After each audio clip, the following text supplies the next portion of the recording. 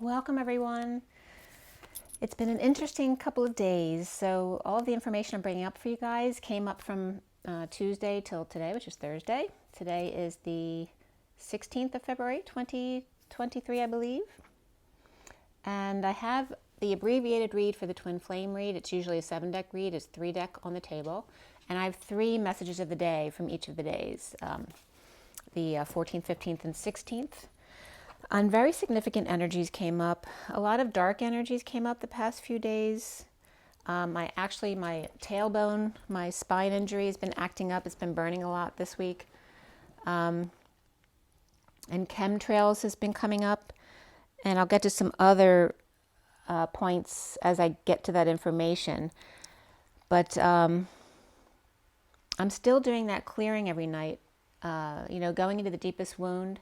And it's been interesting this week because I started out really focusing on the root because that's where my injury was, in my sacral and my root. So I've been really digging under that energy to get to the root of it. And a lot of that dragon tail energy and the tail being cut off was coming up. And then I went into some anger, and that came up in the heart. And then the next day it went into sadness, which came up in the solar plexus, which is all about that energy in the stomach, about eating your feelings. And then last night, I thought I wanted to go back down to the sacral and root energies, but it actually pulled me up to like just below the ribs, but not the solar plexus. It was going into the lungs and connecting directly to the throat chakra, which was very interesting. And then another message I'd gotten last week is after you get into the solar plexus with anxiety energies coming up, you first have to clear through the sacral in order to connect to the heart. So it goes from the solar plexus first to the sacral, and then it completes that holy grail energy of the 2 cups. It's like the 2 cups that make the first phone with a string between them. The one cup is upside down, the other one's right side up. The one cup covers over your uterus, and the other cup cups your heart. And the solar plexus is the stem between them, or the string. That quantum entanglement in the center. So, and a lot came up about the chakra system again this week. I'll show you what I wrote down. I have to organize it because it's really random. You won't understand the pictures I drew in my notes, but I am going to show them to you because there may be some stuff that you see right away that makes sense to you and actually completes an idea for you. And again, the Earth Star chakra, the 12th chakra, for me, according to Ascension Glossary, I don't go into Ascension Glossary all the time, but once in a while I'll be guided back there to clarify some technical information. And so that was coming up regarding the chakra system and some really cool stuff that was coming up around the 12 chakra system regarding what I was just telling you about assigning different kinds of pain to the different chakras. So very much pain was coming up in the lower 2 chakras, which then fused together. And then the solar plexus was coming up as the sadness. The heart was coming up as anger. So I'll get more into that as I get to that page as well. So the first thing on Tuesday morning, and today's the 16th, and 16 is the Tower, and today adds up to the 25, which is the Knight of Wands, which is that energy that lights a fire under your butt. Along with the Tower, that's a lot of explosive energy that could happen. But on Tuesday was the 14th with the Temperance card, along with the 23 of the King of Wands, which can be Sagittarius, King of Wands. Also can be the impatience of the King of Wands, or the patience. And this year is all about the King of Wands, 23, and the wake-up call for the King of Wands to diffuse their fire, right? To learn how to balance their fiery energy. It's like the card in this deck for the Knight of Wands is the fire energy with a slow burn, learning how to temper their fire, because that's what always knocks them off balance. And the weather's been beautiful this week. It's not that sunny today. It's actually raining a little bit, but I was just out walking with Teddy in the whispery rain, I want to say, or the wispy rain, very gentle and soft. But it's warm out, very unseasonably warm. It's been great. So, but I did want to bring up the chemtrails too because, well, first of all, Tuesday morning, first thing I woke up because Teddy was whining and he had pooped all over the kitchen. So, that's a great way to wake up in the morning.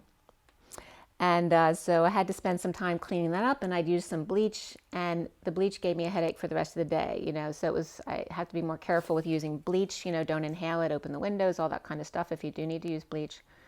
And then the chemtrails were coming up all over the sky. When I came home, I took my car in for inspection yesterday, and on the way home, there were stripes all over the sky, and I'd noticed them the other day too, and then other days it's completely clear. So it's like, when certain good things come up, it's like the chemtrails all of a sudden appear to kind of make the air toxic for us, to lower our vibration again.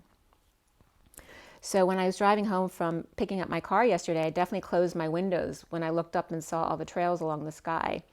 And I was actually questioning whether or not to take my hood off in the rain, because normally I'd want to and let the rain just rain on me, but because there was so much out there yesterday, I actually kept my hood on today. One of the things that came up online that I was guided to yesterday was the toxicity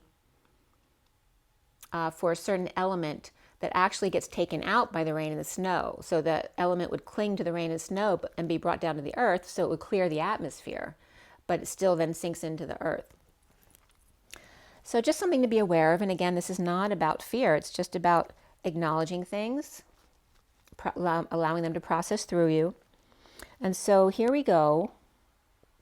Let's go ahead and take our few deep breaths first. If you don't want to do this part, you don't have to. Just go ahead and scroll by. But go ahead and take a few deep breaths.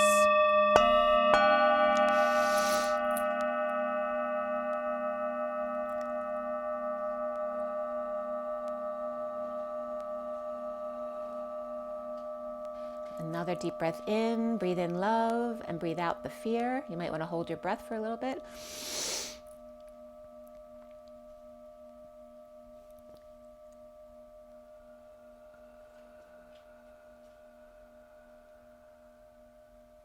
And one more deep breath.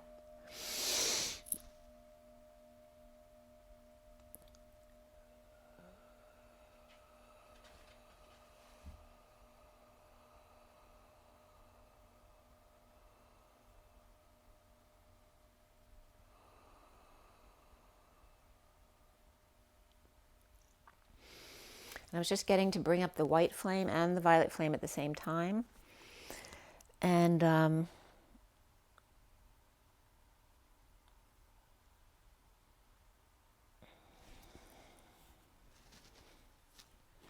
as I was just thinking of that, my daughter actually gave me I don't like to get fresh cut flowers because I don't want to cut the flowers. So I'd rather get a plant, I told her. She actually got me a rose that's encapsulated in a crystal ball, which is a beautiful color. It's like that perfect pinkish purple. And that energy of the violet flame and the white flame were just coming up as that color and that rose type of energy in the ball of water, which is like that plasma portal type of energy, like oil is when you or a mirage that you might see, that kind of energy coming up. So this Tuesday, that's when the news was out about the balloons, and you know, definitely was like, oh, they're, you know, now we're getting the idea of UFOs and things like that in our skies. I felt like it was more of a wake-up call just to kind of buffer things for the collective, no matter what it was. And again, also just triggering, and then the dark energy still trying to trigger the collective energy by thinking that, you know, someone's going to start something with another country, that kind of stuff, and to just acknowledge it, observe it, and let it go. Send love to it. That's so important. And again, the Neanderthal man came up so much this week besides my stuff, and I showed you the picture of the Neanderthal in the clouds and all the work I've been doing with the tail and being present to the seeding that wasn't on Earth but actually up in space, and the Planet of the Apes coming up like crazy. But so much about the root issue, right? Because the root issue has to do with our seeding and changing from Neanderthal man into the human, that it doesn't happen like, you know, overnight. It's like anything, evolution. Once the seeding happens, then the being needs to evolve over time, which is why a lot of people say that the humans were seeded about 25,000 years ago. And Cryon had said about 50,000 years ago, which actually I resonate with more. I just came across another article too, not looking for that information, but it literally said that the Neanderthal man was extinct by 40,000 years, which means we were seeded before that. And it took time for the seeding to actually happen and for these beings to become human enough to do the work for the Anunnaki at the time. So they may not have been like a full workforce till like 30,000, 25,000 years ago. So that came up. So many pictures came up in the clouds that I took pictures of. I was just like for hours. I have to be careful about doing that because I can get stuck doing it for hours on end, and then I don't feel good if I'm doing it too long. But the Neanderthal man came up in the cloud pics, as well as Mary Magdalene in a cave, the one I posted for you guys of Jesus and the giant, and then the rock man over my house. So again, the energy of evolution from the rock man, the cave man, Neanderthal man, to the human, and other man will come up in the messages today as far as terms used. So I have, I think it's 3 messages of the day and then the one on the table. There might be some other little card pulls along the way, which I'll show you if I bring them up. This first one is from Tuesday, and I'm going to roll the die as well before I start this. But this is a 5-deck read, and I use the Good Tarot at the top there. So the Good Tarot, and then Journey of Love, and then my mixed deck of LENORMAND, REVERIE, and the KIPPER, and then the Wild Unknown, Animal Guidebook, and then my half deck of Rider-Waite, which is just the characters, to bring in more identification of people involved there.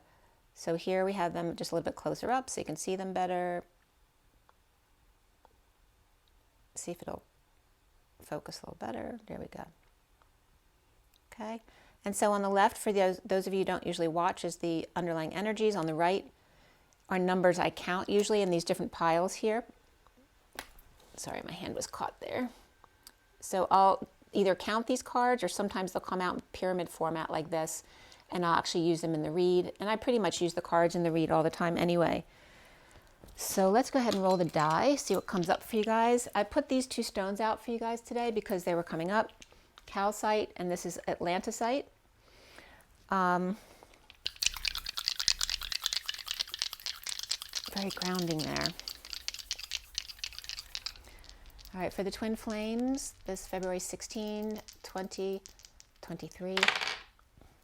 Okay, we have the 7. 7 is also the energy of the Chariot and Cancer, which is also July. We have Mercury coming up here, which is Gemini and Virgo, and all about communications. And then we have Taurus over here. And Taurus is at the North Node still. So following that Taurus energy, like using that stubbornness for a positive purpose, right? There's always another perspective of things. So even stubbornness is a great attribute when you need someone who will follow through to the end. And you notice that this is these 2 together, you know, it's like the Taurus head on the mercurial body there. So working together there for Taurus and perhaps Gemini and Virgo. And then the 7 of Cancer and July. So with Mercury, of course, that's is a mutable energy, both Virgo and Gemini. And then Taurus is fixed and Cancer is cardinal. So again, there's a very well balanced energy there between the 3. And communication perhaps between Cancer and Taurus as well here.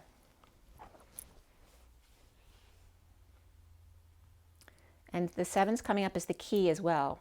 So remember, the 7 is kind of like the shape of, it is the shape of a key, but it's also the shape of the gamma ray, the way gamma used to be written. It used to be the other way, not forward like an F is a digamma ray, but it used to be G-A-M-A and reversed like a 7, but more like a boomerang shape as opposed to the very sharp corner.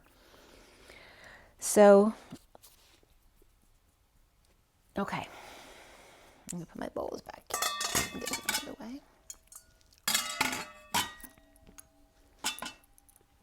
All right, and also Tuesday was Valentine's Day, so happy Valentine's Day to those of you who celebrate Valentine's Day. I hope you had a nice day, and every day should be Valentine's Day. Oh, the other picture that came up was the woman in a stasis pod. That was really clear too. I'll have to post some more of them for you. I put all of them on my Instagram if you want to check them out. There's some really cool ones. There's a lot of them. So the Good Tarot I put out at 107, which is the 1 of the Masculine, of the Magician, and the 7 of the Chariot. The Journey of Love went out at 121, which is the World, and then 22 for the Lenormand KIPPER deck, which is the Fool, 23 for the Wild Unknown Guidebook, which is the King of Wands, and then at 130 to 31 was the half deck, the last deck that went out. The piles at the end came up to the 2 ways they came up, 3, 1, 3, 2, 2 as the base cards, because then I did pyramid cards for some of the decks, so then I'll add those numbers as well. So the first was 3, 1, 3, 2, 2. The other was 3, 1, 9, 4, 1, 9, which I didn't think I was going to get anything from, but I'll use the numbers for the tarot and numerologically and astrologically to get other messages. So I looked up, did I look up? I didn't look up in gematria for either one. I think I have looked up 313 before, and the 22 is the Fool's Journey. It's the Fool card. The 313 is the reflection of the 31 and the 13, which for me always comes up as life and death, chaos and control, the polarities of that. And then the 22 of the open heart and the leap of faith on the Fool's Journey. Then we have the Empress, the Sun, and the Ace of Cups with the Hermit. So exposing that big love for the Hermit, or for hermiting perhaps, but it also came up as the Empress Sun, and then the Emperor's Son. So again, whose son is it, right? The mother or father's son. And then, so there could be battles between parents over a child, or to get them on their side, that kind of thing. And then the group and the earth, the collective, on the Fool's Journey in general just was coming up with those numbers.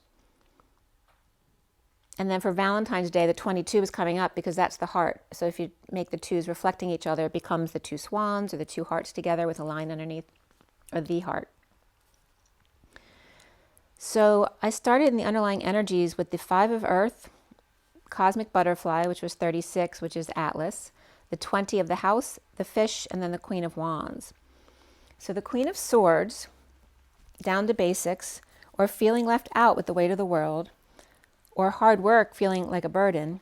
At the house with fish out of water, or someone who's ungrounded, the Queen of Wands offering flowers perhaps, or the Queen of Swords feeling burdened by the upkeep of the house, or judgment, or the wake-up call, or just feeling ungrounded with the Queen of Wands around, and the underlying energy of the patient, or being patient, of the King of Air in the Good Tarot, or which is like the King of Swords, with the world right side up, which is completion, or the key to the solar system, or complete with the Queen of Swords, lovers out in the cold, or a world between them, or divine feminine, or Pisces.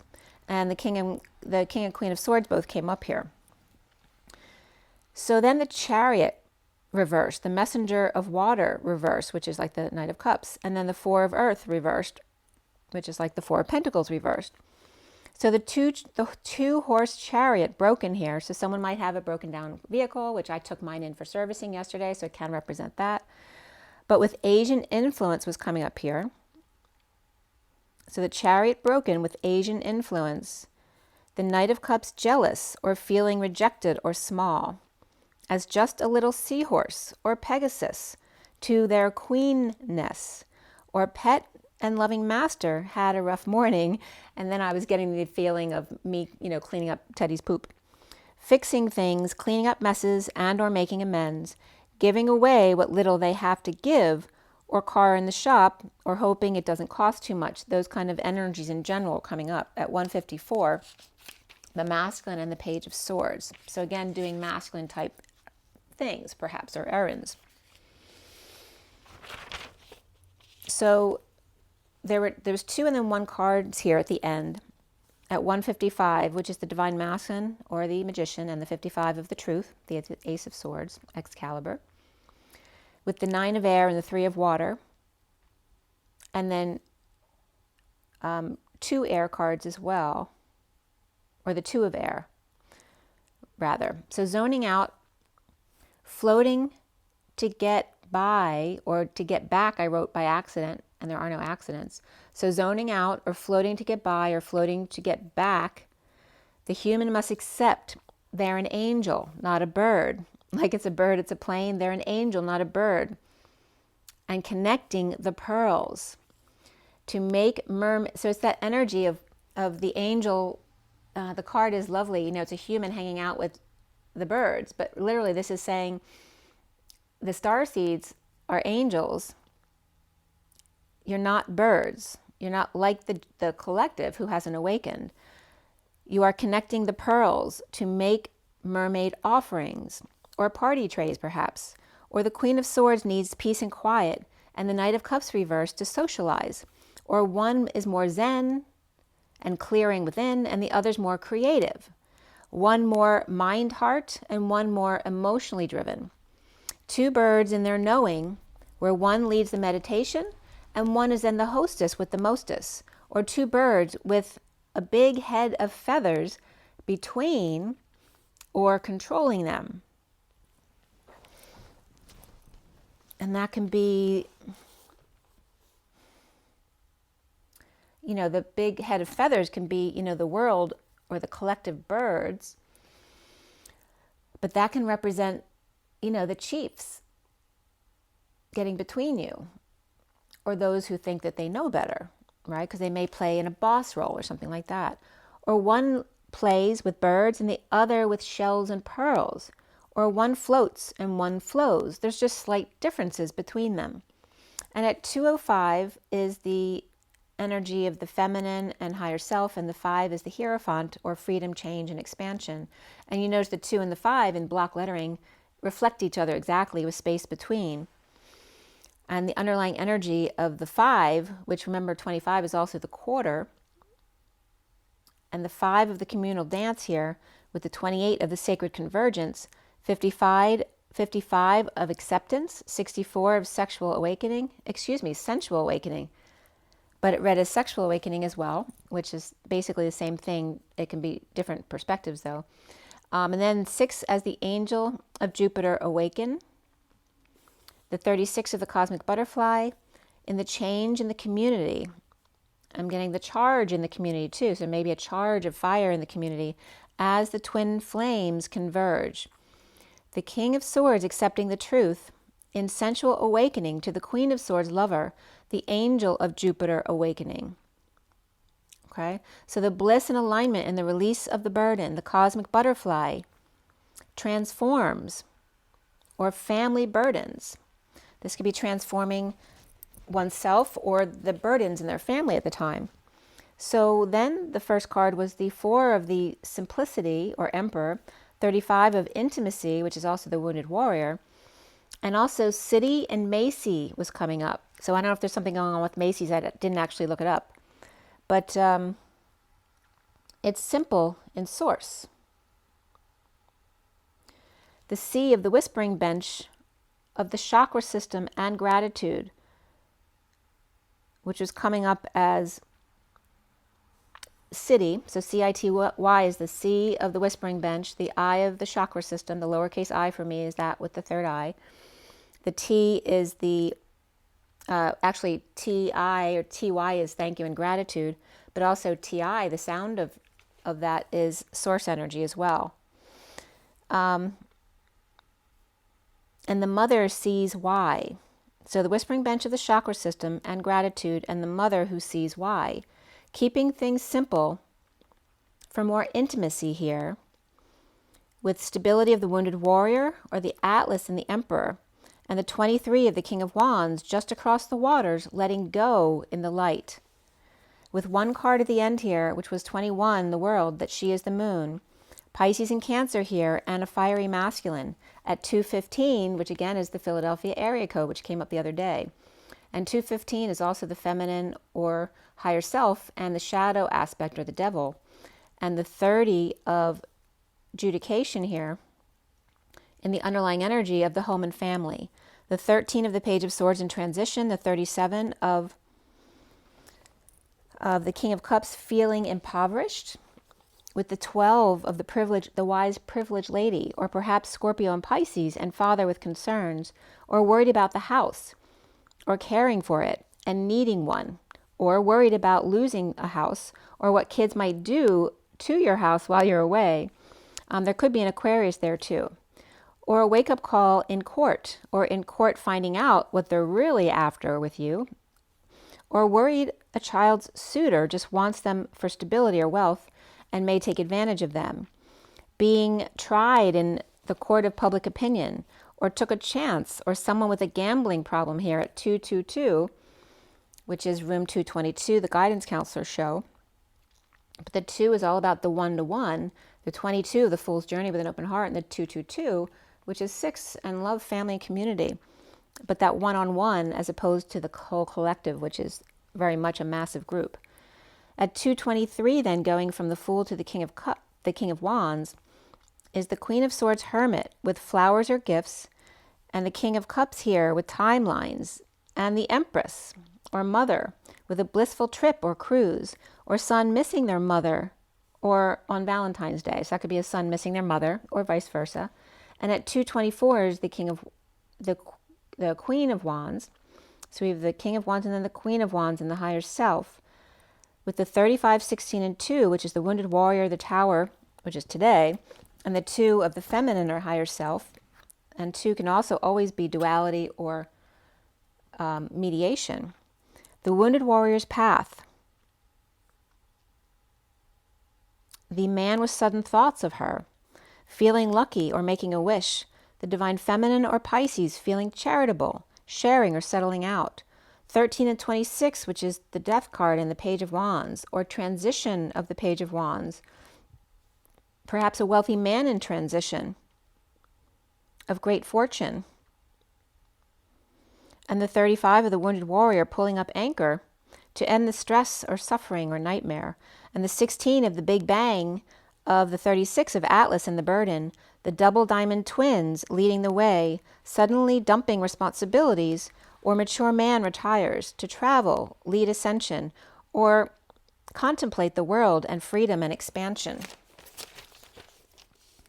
So at 230, the feminine and the union, the home, with Aquarius in the underlying energies, but also Virgo, Taurus, Sagittarius, Scorpio, Pisces, and perhaps Aries or Leo too, with lots of masculine energy here, or the Page of Wands with Sagittarius, Scorpio, and Pisces, and the underlying energy at 232 of the fox, the gazelle, the crow, the rabbit, and the fish, which is the feminine energy and the journey, or journeyman.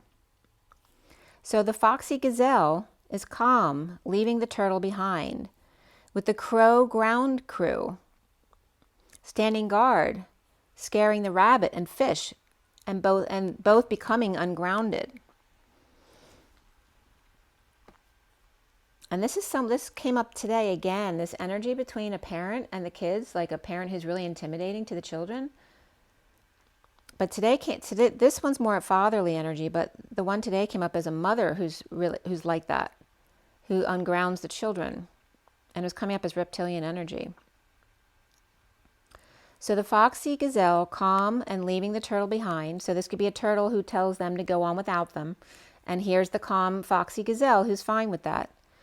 With the crow being there, this could be also someone babysitting, or parent, or someone like that, who's like a guard, but they're kind of harsh, and they may intimidate the rabbit and the fish, ungrounding them. But the parents may want this because maybe they've gotten into trouble recently and they're on punishment or something like that, or just making sure they have someone watching them, whether it's a babysitter or just a parent, a grandparent, or someone, to make sure they don't do anything stupid. So the mother bear, or the emperor without a car, or stuck, breaking up, breaking down, breaking in, out, or breaking through. This could be an ambulance that need to come to the house as well to take someone to the hospital. The bear waking up slowly from their slumber, heading towards the golden egg, or the heart chakra, with the dolphin, the happy-go-lucky dolphin. Or the dolphin is the bear's golden child, right? The one they prefer. So at 237 is the 2 of the higher self, or feminine, and the King of Cups, with the collective awakening as the snake coming full circle with the zebra. And the word bra kept coming up, which is, a structure that holds something in place. So, and again, the bra line is where I just told you it came up and connected from the solar plexus directly to the throat. So that bra line might be coming up as well. Awake and aware and going against the grain, sees the beautiful mind with extensions ungrounded, each with their own mind. It's like the one hand not knowing what the other one's doing. And the mainframe overstimulated in these dark energies, with the elk who could lose their temper, or it could be a masculine Taurus, where zebra needs boundaries with the elk whose fire may be out of balance, and that could trigger him, especially if the elk is not eating right. At 242 is the feminine and the Two of Cups. With the sovereign Nine of Pentacles, the sovereign Nine of Cups, right? One's very independent in a practical way, and one very independent in an emotional way. And then the King of Cups, which is unconditional love, with the Knight of Pentacles, or offering services to Cancer Queen of Cups, or offering to fix their car, or proposing that they travel. Perhaps the Queen of Cups must check with the Knight of Cups and the Knight of Cups with the Queen of Pentacles. And this could be kids checking with their parents to see if they're allowed to come together. Or this could be bringing your pets together too. With the Queen of Cups,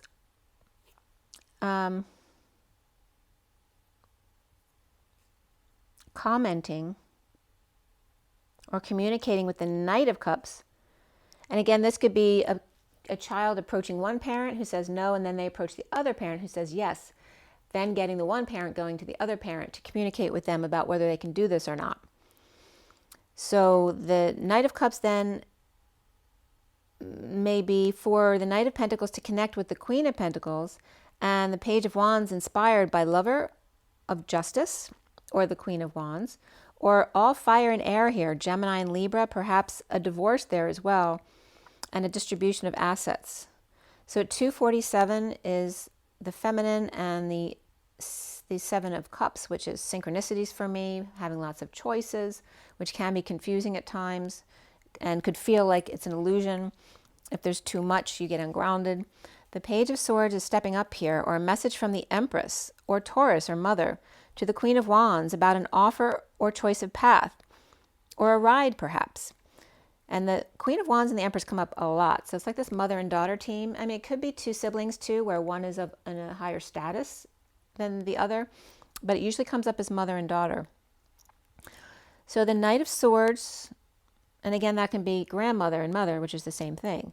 The Knight of Swords and the Page of Cups, or delivery with loving message, or a Valentine's gift, as the Queen of Swords is getting the Page of Cups to admit they did it, or the devil made me do it, and I'm the baby, gotta love me, or codependency here, or unclear in word versus actions. The Page of Swords and the Knight of Swords are charging toward the Queen of Wands and the Empress. Empress seems unaffected, or the Queen of Swords is dealing with the devil child, or has them wrapped around their little finger. As the King of Pentacles is admiring the High Priestess or Divine Feminine or Pisces, or their secret keeper, and the wounded warriors guarding the King of Wands are unsure they want to talk to them, the Dark Knight approaches the Hermit to shed light on the Divine Feminine or Pisces, or the neighborhood or the world, or Pisces, Sag, Scorpio, and Virgo visit, or Capricorn and Virgo, King of Pentacles, with Sag, Scorpio, perhaps Pisces too, and High Priestess with the King of Wands or Leo, Virgo, and Pisces, as the Knight of Wands pushes back, leaving the Emperor free, or the Knight of Wands rushes back, leaving the Emperor free to invite or study or an opportunity to sleep. But this is someone who's unable to sleep until they manifest something big, as the King of Swords.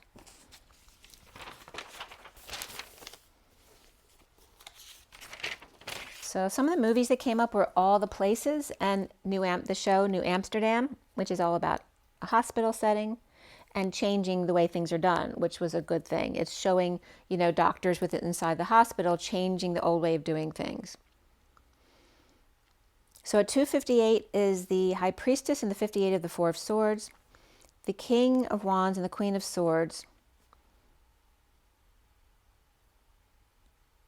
Excuse me, this is the King and Queen of Swords, both of them. And there's a theme here, perhaps with Virgo or Capricorn or Aries and Gemini. The Knight of Wands may be irritated here to have to go be with the King of Wands. So the Emperor or Aries can be free to extend an invitation To the magician, King of Swords, who may not be able to sleep until they hear from them.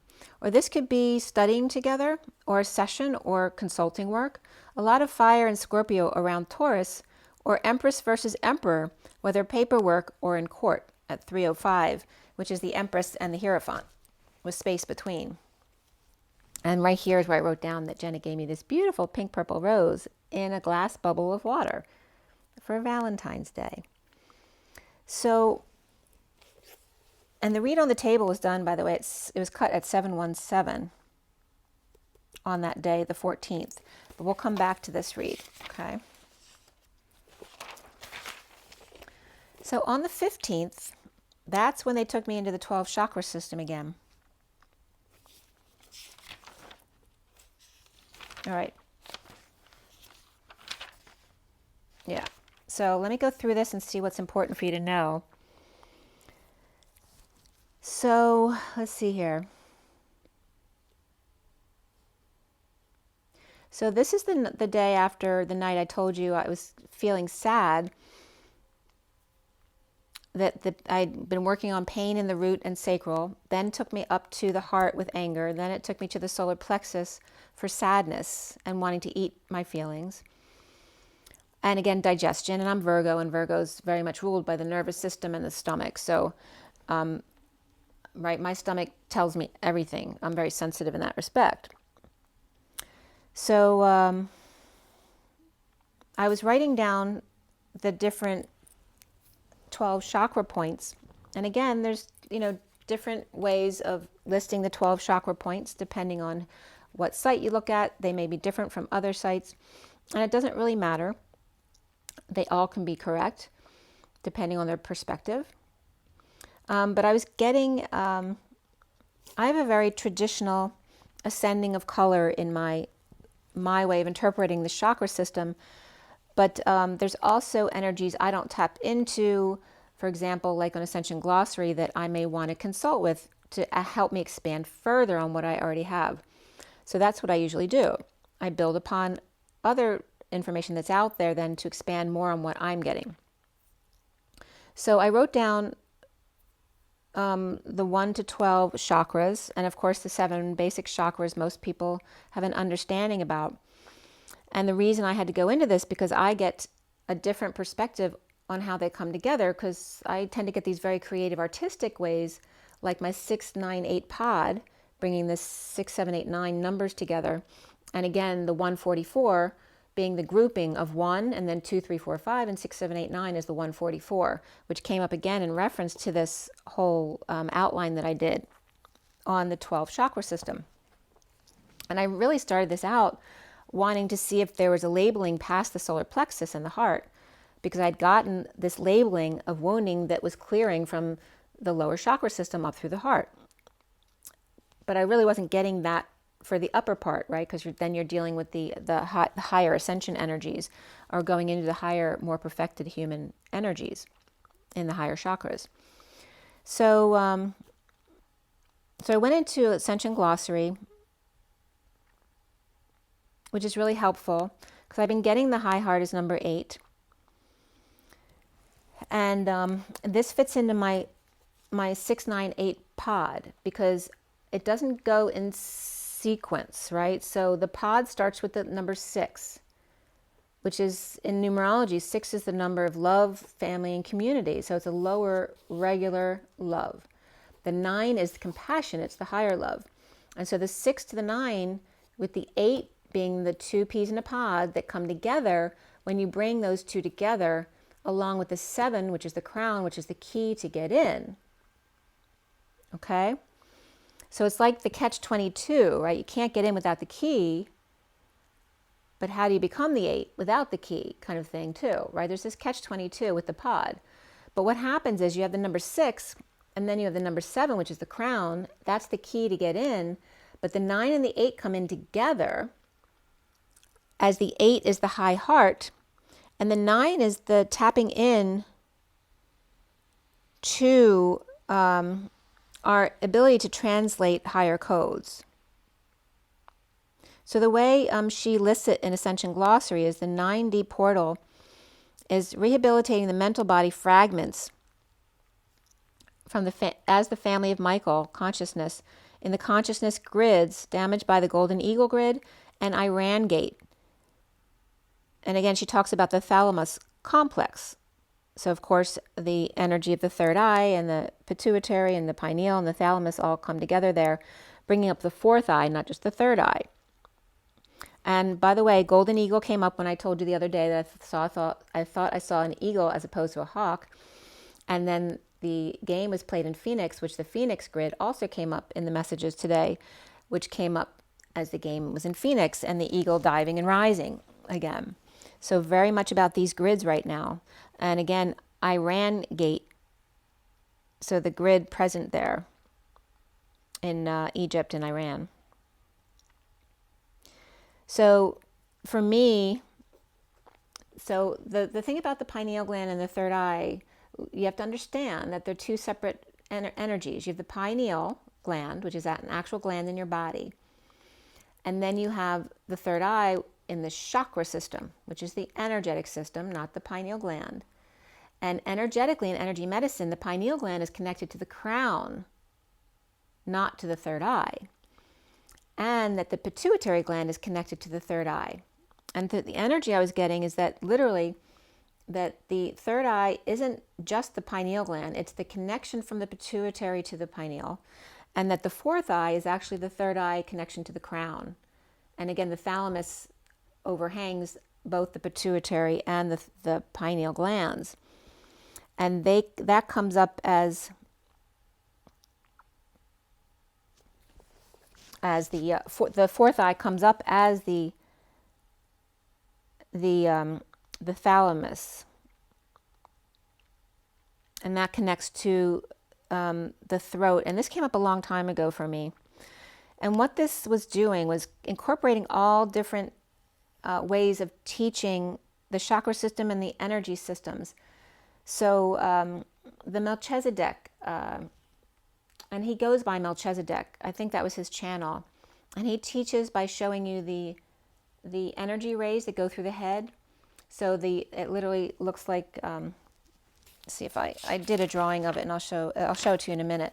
But again, the energy line of going through, straight through your head from your third eye, out the back of your head, and then the one comes in from your unicorn at the top of your head, and then goes through the bottom of the head, which represents that energy of the fourth eye. So it was like getting me to label all these different areas and bring these different teachings together in a way that people could understand. So obviously I still have to do some organizing and do some drawing so that it becomes more easy to understand. But the drawing that she uses in Ascension Glossary of going into the high heart is exactly what I was getting, because it becomes an 8. Going from the heart to the crown, with the third eye or pineal gland in the center of everything, and the 9 being a connection behind the left ear to the crown, and then the 10th chakra is like, and the number 10 is going on to the next cycle. So it's like the 10 is overseeing the new set of chakras.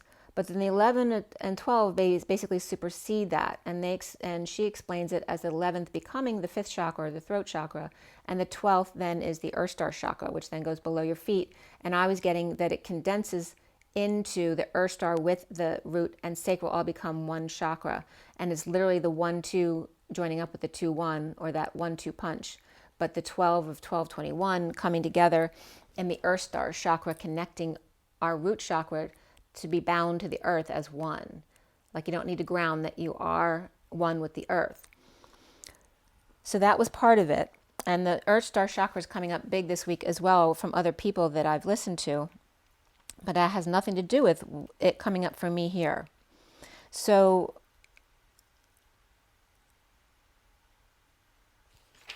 you can go into Ascension Glossary and check that out. I think the section I was reading in was focusing on the chakras 8 through 12 and then 15. But she calls the 12th the Azoth, which is literally Quicksilver. It's Mercury in Virgo and Gemini. But Quicksilver is specific as the metal to Virgo, which is why I brought up Virgo first. And Mercury was in alchemy was to exist in all metals. It was the first principle of metals, the universal remedy.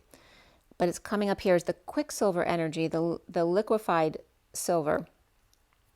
And I remember that too, as when I was young, and when I wanted something silver, but I could afford to get like a Quicksilver necklace, of a beaded necklace, which is really Quicksilver. And I didn't want that one because it wasn't the one that was solid silver. So there's this energy of Mercury that is alchemy, but that people don't understand about the metal Mercury. And the Azoth is also considered the Buddhic egg, the energy of fire and water coming together, which is also the hydroplasmic energy, the plasma ether, right? The plasma is considered the stardust, the energy of the humans from our original star system. I think that was Elena Denon who was talking about that. And then the energy of the ether, which is liquid air, as opposed to the fiery earth of the plasma. So they're coming together that way. So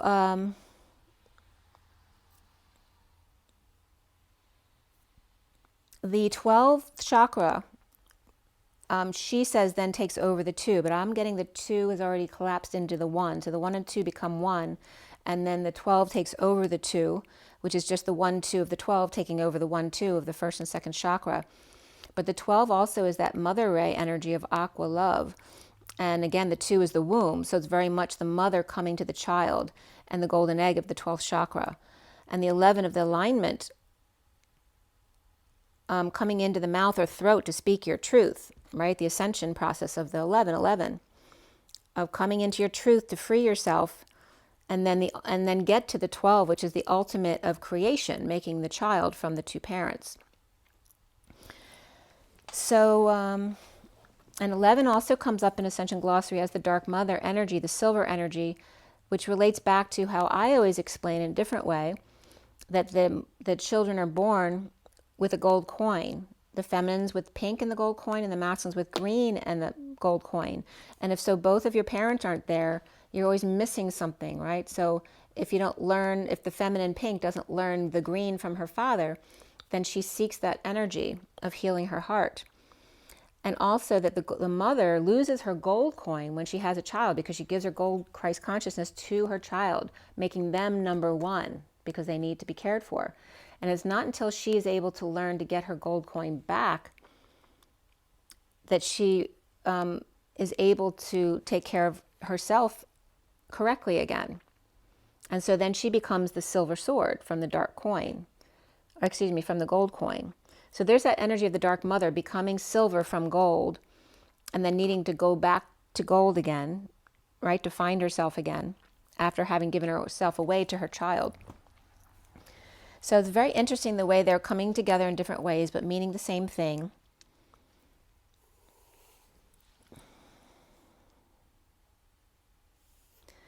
And then ultimately the energies of emerald and aqua, which are very much about the heart. So the heart, is the green chakra, and I always would get the high heart as aqua going into the throat of the lighter blues. But there's also the energy of pink that comes into the high heart, and the aqua rose gold, right, mother's heart. This pool of aqua, but the rose gold as well, of compassion. And the cosmic holy parent principle, as she calls it on Ascension Glossary, and the emerald guardian founder light body, which is the green is physical body, whereas pink is more of the emotional body.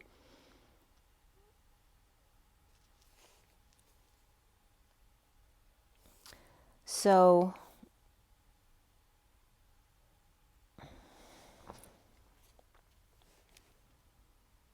and she describes the 12th Earth Star chakra as white, but holds platinum liquid light blueprint. And there's that energy of the liquid silver coming up in the color of the platinum liquid is actually Quicksilver for the Avatar Christ. And again, she talks about automatically the 12D shield being created when you connect to that 12D Earth Star Chakra, collapsing into the first and second chakra, automatically binding you to the earth, which supports your safe progress of ascension. The word isthmus also came up in the body. It comes up in many places on the physical body, describing it's a strip of land between the seas, or a narrow passageway. So many parts of the body contain an isthmus, I-S-T-H-M-U-S. That was coming up as significant, along with the Azoth. So the quicksilver of Mercury, or that universal remedy, which also comes up as the now moment, actually. And then the strip of land between the seas, because the strip of land is both the bridge and the division. Just like 2 is the polarity and the mediation. It's the ultimate remedy because it's both sides collapsed into one. So then the pineal was coming up as like the tear duct in your eye, with the balls of the thalamus being the tears coming out of the eye. And you notice that the balls there kind of are duplicating the balls of the masculine. The glands of the pineal and the pituitary, and then the hypothalamus as well. And the Neanderthal came up with the hypothal, Neanderthal, and the thyroid, all the glands were coming up here. And the thyroid gland, which looks like a W or a butterfly. And then the pairs of things, right? The twins of the kidneys and the adrenal glands, and the ovaries and the testes. And again, stuff about the endocrine system in general. So again, the isthmus and Azoth. And notice it starts with is to the nth degree, TH, and then the AZ as A to Z, or Arizona coming up again to the nth degree. And the narrow lander passage, the bridge, natural bridge or tunnel that separates but also brings together. And Mercury of the quicksilver, the twins' intellect, and the Virgo of purification or thoughts. So it's coming up as the twins as Gemini, the intellectual capacity of Mercury, and Virgo as the purification of thought of Mercury. Reflect and integrate and purify. The bridge to the egg, which is the pot of gold or the Holy Grail at the end of the rainbow. The Holy Grail just being described, like I told you earlier, of the 2 cups with the string between them. The telephone that's both full and empty if one's upright and the other's upside down. And the space between, the string. The empty support and the full chalice. But side to side, if it's ear to ear, they're each less than half full, because it's going to dump most of the liquid out, right? If it's on its side, it's going to be less than half full. So then the energy of the right ear to the left ear was coming up with the 2 cups and the string between. And then the left ear of the 10th chakra going to the crown. And how it was all coming together with the 3 different things, like with her description Ascension Glossary, with the Melchizedek picture of the different beams of light going through the head in the different directions, and then the one goes side to side between the temples, just above the ear, and that comes up as the 8 and 9. So it goes in the direction of from the heart to the heart into the right ear, and from the right ear to through the third eye into the left ear, and then the left up to the crown, and that becomes the 8 going back down again through the third eye. So the 6-9-8 pod, where the 6-9 come together and make the 8, the two peas in a pod in the middle, with the 7 as the key or the crown.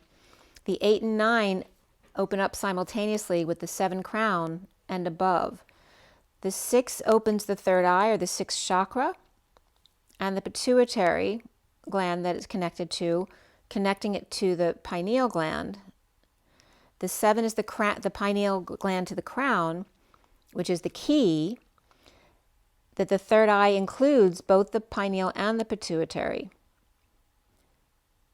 To the 8 and 9 that open together, to the 6-9-8 pod then, with the pituitary and the pineal gland connected. And I'm calling them the pit and the pin. And the pin is my pin diagram of the safety pin and how that's the feminine and masculine collecting the energy from the sun and sharing it with the masculine, and the vacuum that it creates when the pin is closed.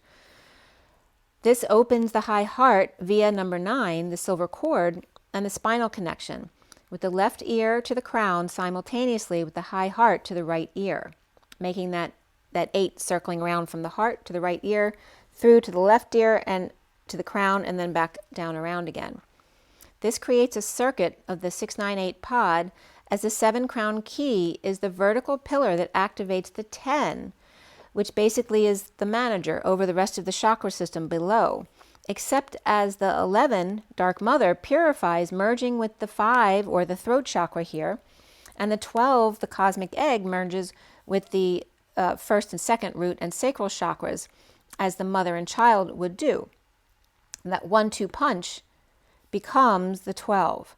The crown integrated, then the 7 integrates with the 3 and 4, the solar heart, the solar plexus and the heart, where the crown to the 6 pin, the pineal, to the 9, then becomes the 8 in the pod, from the right ear to the left ear, and then to the crown circuit, to the 10, activating the unified field of the 1 of the root that's already collapsed with the 2, becoming 2, 3, 4, 5, and 6, 7, 8, 9, the lower system and the upper system. And then you see the 6, 7, 8, 9 is the pod, the system of Christ consciousness, merging the root and the sacral, and then activating the Dark Mother, Soul Star 11, as the 1 plus another becomes the 2, to get back to the gold of the 5 of fire water and merge the plasma ether with quicksilver, the white platinum liquid light. The 12 Earth Star replaces the 1-2 chakra as the mother, father, egg, child, shielded by the earth, automatically now connected and grounded, which is why also, I forget who was talking about it, I think it was Cryon, that we don't need to so much focus on grounding ourselves anymore. It's about grounding the energy into us, retrieving all of our parts of us to make sure it's fully in our body, because our body's already grounded, like it's already permanently connected to that Earth Star chakra and the earth. Because we've done enough work to already do that, to have the shield automatically protect us. And that's not going to apply to everyone who's still waking. It's applying to those of you who have been awakened, at least since like 2015, if not many of you have awakened prior to that. So, and I'll get the pictures out to you, I promise, with a technical diagram so you can really look at it in detail. But again, you see that it's very messy, the picture of what I initially was writing down regarding the chakra system here. And so, and trying to incorporate the lower chakra system, and again, the 1-2 coming together, which both incorporate pain, the solar plexus of sadness, the heart incorporating the anger that needs to be released, and also the energy that came up from, not from Cryon, but on his channel. I don't know what her name is. She speaks with an accent. It sounds like a South American accent, but I'm not sure what her background is. But like the mother energy, she always does a talk and some meditation. And there's 2 women, but she has an accent. But she talked about the 7 chakra system as the root being the trust, and then the sacral, I think, was faith. The third being more of due diligence. And for me, that was about being present every day in spiritual practice. The 4th chakra as love, but the high heart as compassion. The 5th as courage, to speak your truth. The 6th of patience, right, to tap into your third eye. And then the crown being gratitude for all that is. So it's like, I want to bring all of this together for you guys so that it's very understandable. And again, there's like new systems coming together of the 12-1-2 as one system, then the 3-4 in the middle as one system, as the solar heart, right, the lower heart solar plexus system, and then the upper heart is that 698 pod altogether, except for the 5, which has its own separate system of the 11, which is like a portal. It's like the the field goal. 11, right? They're the boundaries, right? You're always aiming for the center, and those are the boundaries or the polarities. So we have everything covered, and the 3-4 is governed by the 7 of the crown. but then the 10 governs the rest of the new chakra system of the 6, 9, 8, 7 pod. But the 11 goes to the throat, and then the 12 goes down to the root chakra. So it's like a reorganizing of the whole system. So this is what came up. The 34 or 43-7 key to the 6, 9, 8 pod. And again, the 144 of the 1 that collapsed into the 2, 3, 4, 5, and then the 2, 3, 4, 5 is the old lower chakra system, and then the 6, 7, 8, 9 is the new upper chakra system governed by the 10, which is the next cycle, which the 2, 3, 4, 5 and 6, 7, 8, 9 were the 4 and the 4, where the old system was 1, 2, 3, 4, 5, which is the 1 and the 4 of the temperance card of a higher love and spirituality, but that the 6, 7, 8, 9 then adds another 4, becoming the 8 of the continuous compassion, and then the next cycle completely into the high heart. So the 10 is the leap to the higher love, the Christ consciousness, the C. And the 11 of the 5, which is also an S, aligning with truth, with Sophia unified, or the 2 of the feminine. The 12 being the 1, 2 of the root and sacral chakra, because that's the sacral is always going to be important. That's where we give birth from. There's a portal there, right? That's where the soul enters into the womb. The mother, father, and child wisdom of the 1, 2, and the 12. And the Q, which 2 is Q as well, to leap to the highest loved child, right? The highest love is the child, that creation. So it's the Sophia mother unified with the leap to the child, the Q, and making, that's the Earth Star chakra going into the 1, 2 punch down below. And then the third eye and the fourth eye also representing that solar heart in the middle, linking to the crown to stay in the high heart, the 8, with the pin and the pit, not just one or the other, but the pineal gland and the pituitary gland is those that see. It's like the 3 eyes. And then the thalamus representing the 4th eye to the crown connection. So the eyes being pulled to the crown and the ears being pulled to the crown in the 3rd and 4th eyes, so to speak. So then I was getting some more information, and I'll show you a quick shot of this page as well.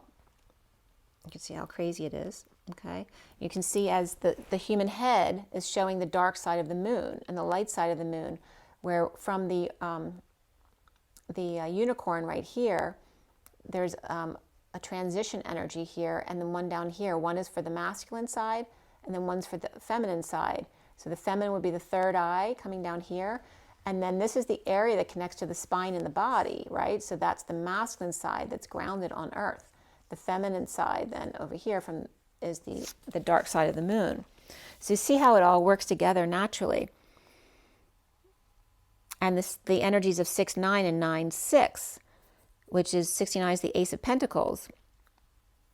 And the dark side then goes into, right, because the Ace of Pentacles is about offering a new life on earth. Whereas this 96 is coming up as the dark side of the moon, the feminine side. But also 6 is the earthly human love, and 9 is the compassionate higher love. So the 6, 9 becomes the eyes and ears, or the 6, 9, 8 pod, the 2 peas in a pod, with 7, the crown being the key, right? The key to open you to those higher chakra systems. The high heart to the right ear and the left ear to the crown. And the 14 of the old system of the angelic realms, and the new system of the 144, where you are the angelic realms, grounded on the earth, which I'm just getting now. And again, that really focusing on the higher chakra systems now, of the 10 governing the higher chakra system, except for the throat chakra, which has its own, and then the 12 coming down and governing this whole lower chakra system here, with the solar heart in the middle here as another connection as well. So the 144 also reduces to 1-8, which is the 18 or the purple moon, from the 1-4 of the lower chakra system. And the purple moon, which is also the violet flame, transmuting the dark energies via source direct connect now as you connect. So the 3rd eye of the pituitary to the pineal, the 4th eye of the thalamus to the crown. The crown is the pineal to the crown. And then the energy of the pituitary being connected to the 2 eyes that you see with. And then the pin representing the 3rd eye in the wheel, must find a fourth to pair with. Because remember, source is the fourth with the triad. There is always a fourth at source. So the pituitary has 2 eyes, the 2 eyes you see with in the third eye, looking for their fourth, which then becomes the 4th chakra. And then thalassemia came up, which is low hemoglobin, right? We don't need as much blood anymore. And then it talks about plants that have no vascular system. The THAL is the same as TAL, which can mean tall or quantity, number, or amount, but it also means eyebrow and forehead, the end and the edge, tall to come and willow, speech, calculations given to the pupil in the eye, but also the student. And again, the directions that come through the pupil, which is an opening, it's the portal from the sun, the codes that are given to you as the student, just as the sun comes through your eyes.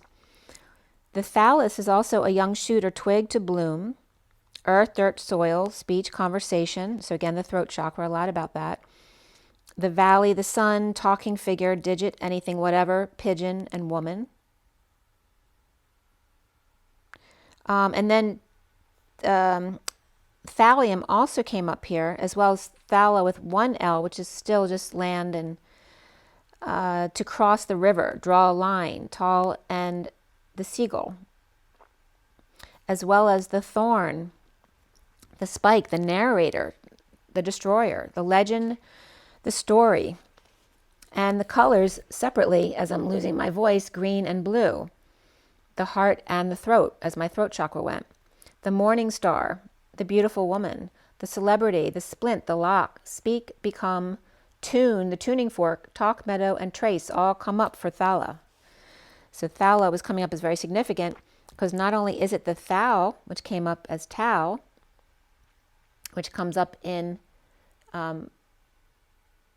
was just getting Pythagorean theorem, I don't know why, and Pythagoras, but Neanderthal man started the THAL thing. So again, very much about the green and the blue being very centered in the heart and the throat chakra. And with the sun is the gold, the solar plexus, but then the lower heart coming together as the green and the yellow. And then the blue, because that would be exactly the middle of your body, the centralized energies, to bloom. And then thallium came up, which happens to be number 81, which in the Divine Triangle numerology book is the end of all karma around the world. It's considered like the end of the age cycle. And then basically after 81, you get to decide what you want to do. Do you want to come or go? Do you want to live or die? And then thallium's also TI, which is code for source as well. Source is energy about thallium being complete, and source energy is something significant about thallium. So then, of course, I wanted to look into thallium. And 81 and TI both reference completeness. And 81 plus 29, which is TI, equals 110, which is source energy backing up the 1-1 of the 11, or the throat chakra. And again, the blue and green, the aqua and emerald is referenced here as well. So not just the heart and the throat chakra, but the aqua and emerald of the emerald order and the aqua mother.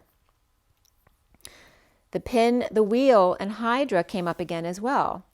And remember, Hydra, it literally is a plant that looks like a pinwheel, but it's also the constellation of the snake, the serpent, which came up in my meditation.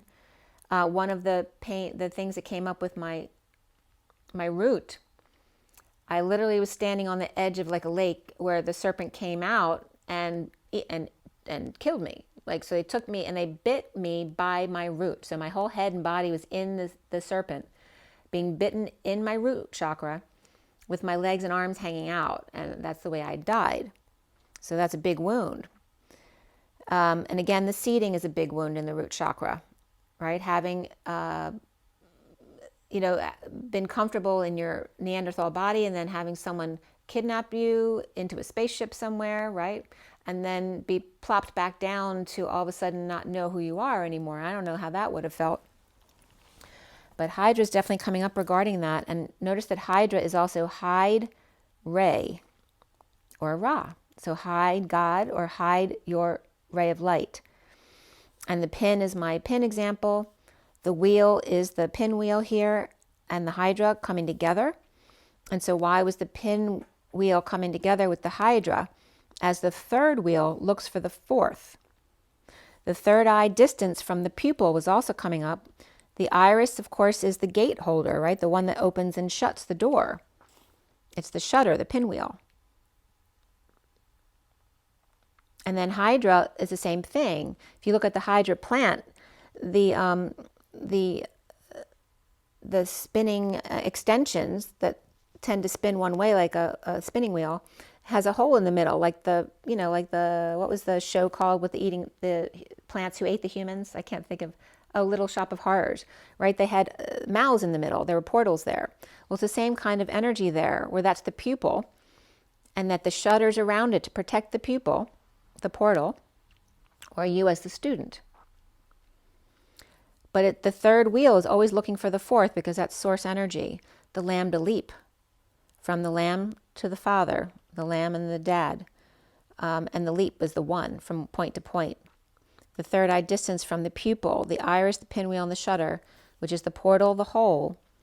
And again, there's this triangle between the thalamus, not only between the pineal and pituitary and thymus glands, but from the thalamus to the two eyes and the two ears as one,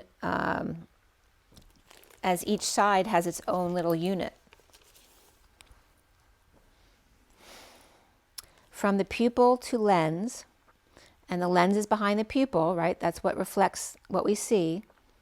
And lens also references Len, which is Leo, and the lion's den, the ego, as well. The two pupils of the eyes protecting the lens, or the lion's den, the ganglion, the ganglion. Remember, they're two sides of the same coin. The lens, which is multiple lens, or lions, and the other side is the ganglion, the gang of lions. Basically the same thing, but two different ways of saying it, right? So we have the Hydra, or the hiding the ray, and then the sun and the rain came up here. The ray of N, capital N, which for me is Christ energy, which equals rain.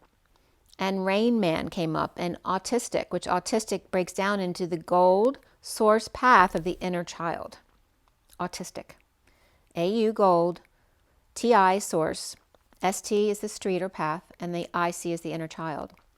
And then I'd drawn my pin flame diagram too. Here's the pin with the Hydra, where my diagram was, where the pin's open. This is the feminine side of the pin, collects the sun's energy, brings it down into her circle, then loops around into the masculine circle, which is the back of the pin, and then the source housing. When it's filled up, it seals closed and there's a vacuum inside. And after the masculine uses the energy he needs to use and it needs to fill up again, the pin then drops open for the feminine to then fill up with the sun again. So it's like a gas tank fill up, but also the vacuum, you can see this looks like a vacuum tube that you would put in a centrifuge, where here's the plasma separated. And then now it's saying that the air here is liquefied. It's not, even though it looks like it's just air there, it's become liquefied. So when the plasma is separated, and this is the plasma and the blood separated down here, the clotted part, and then up here where the air is not just air. They're saying it's liquid air now, that it's actually ether.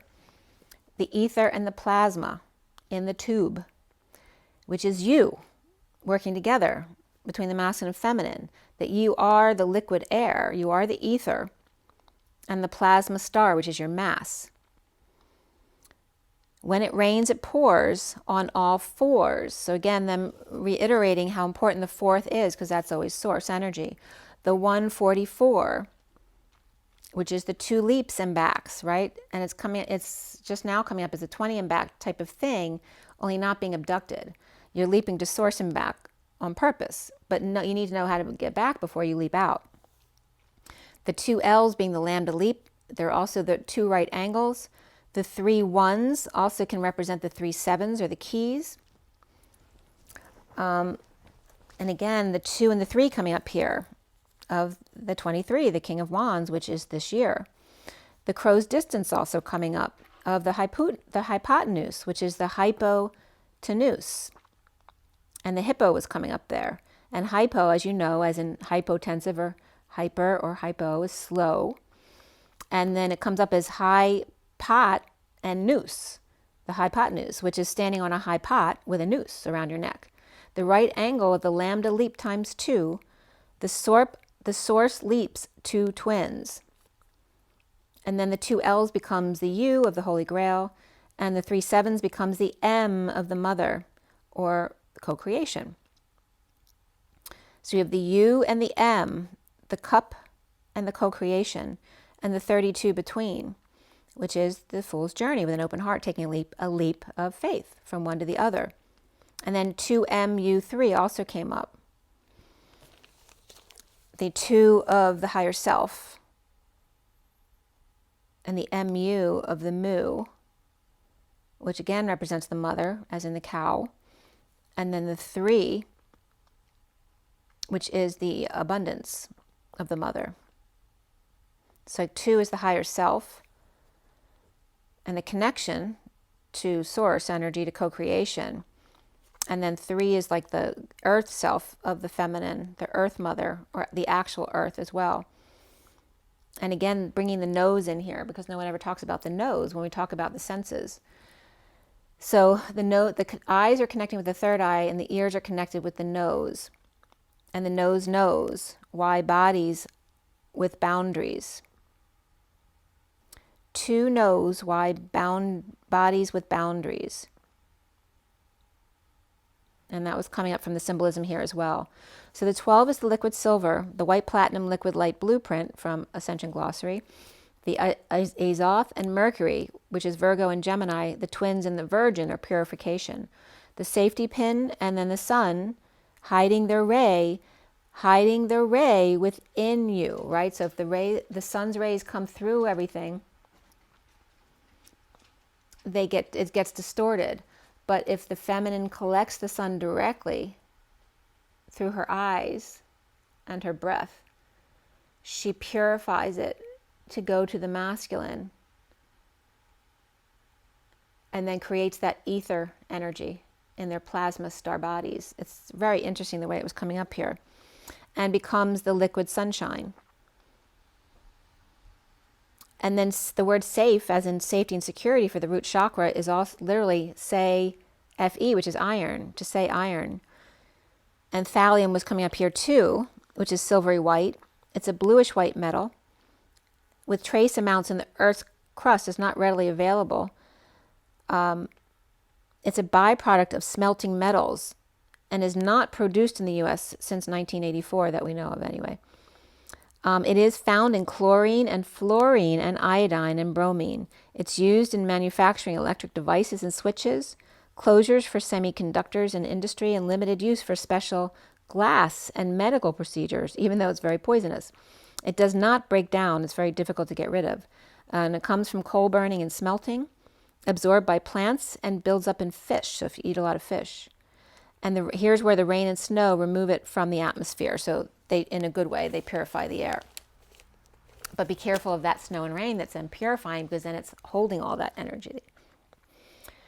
You can also get it by eating soil, which happened to me when I was little. I remember being little and picking up a straw from the ground and then sucking on the straw, and it was full of dirt. So there's lots of ways. Waste sites, smoking cigarettes, the workplace, touching it is where you can get contaminated with thallium. Breathing low levels in the air and water. And some of the symptoms are painful neuropathies, especially in the soles and palms of the hands, blood in the stool, nausea and vomiting, abdominal pain, loss of reflexes, headaches, numbness, ataxia, hair loss, confusion, hallucinations, convulsions, and numb fingers and toes. And when they test for it, so this message must be for someone specific, because otherwise I wouldn't go into all of the symptoms here. They test the urine and the hair is more important because it doesn't stay in the blood for very long, but it does cling in the body, but not in the blood. So it's better to get the results from the hair and the urine. So then we went into this next read. Let's see where we are here.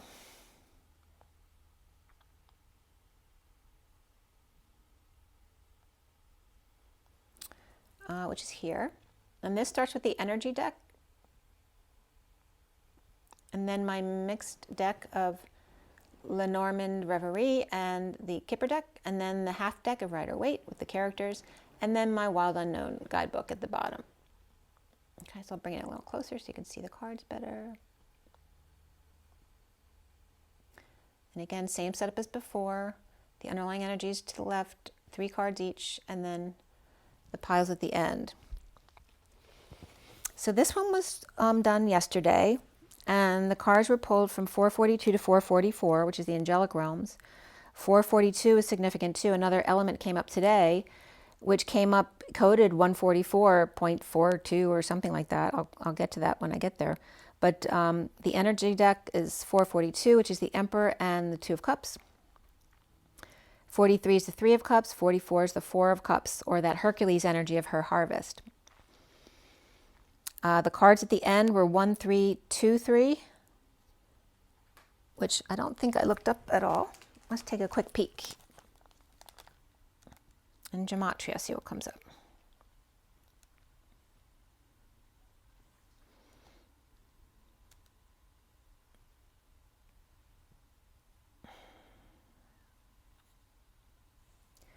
So the number is 1, 1, 2, 2, 3. Just the first entry is Jesuit order. And one of the other numbers is 144. Love that.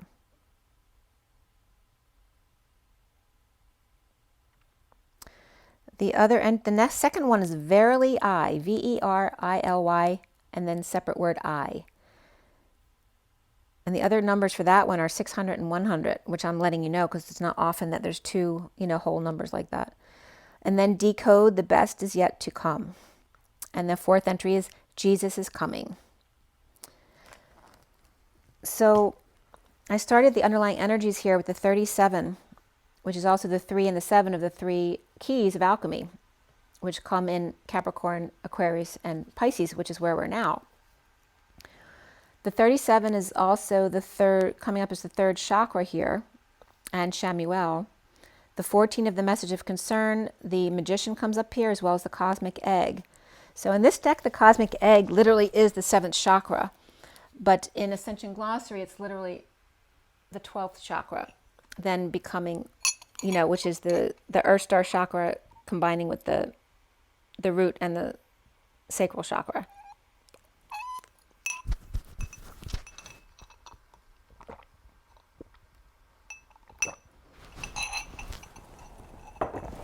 Sorry, I just need to get a sip of my water.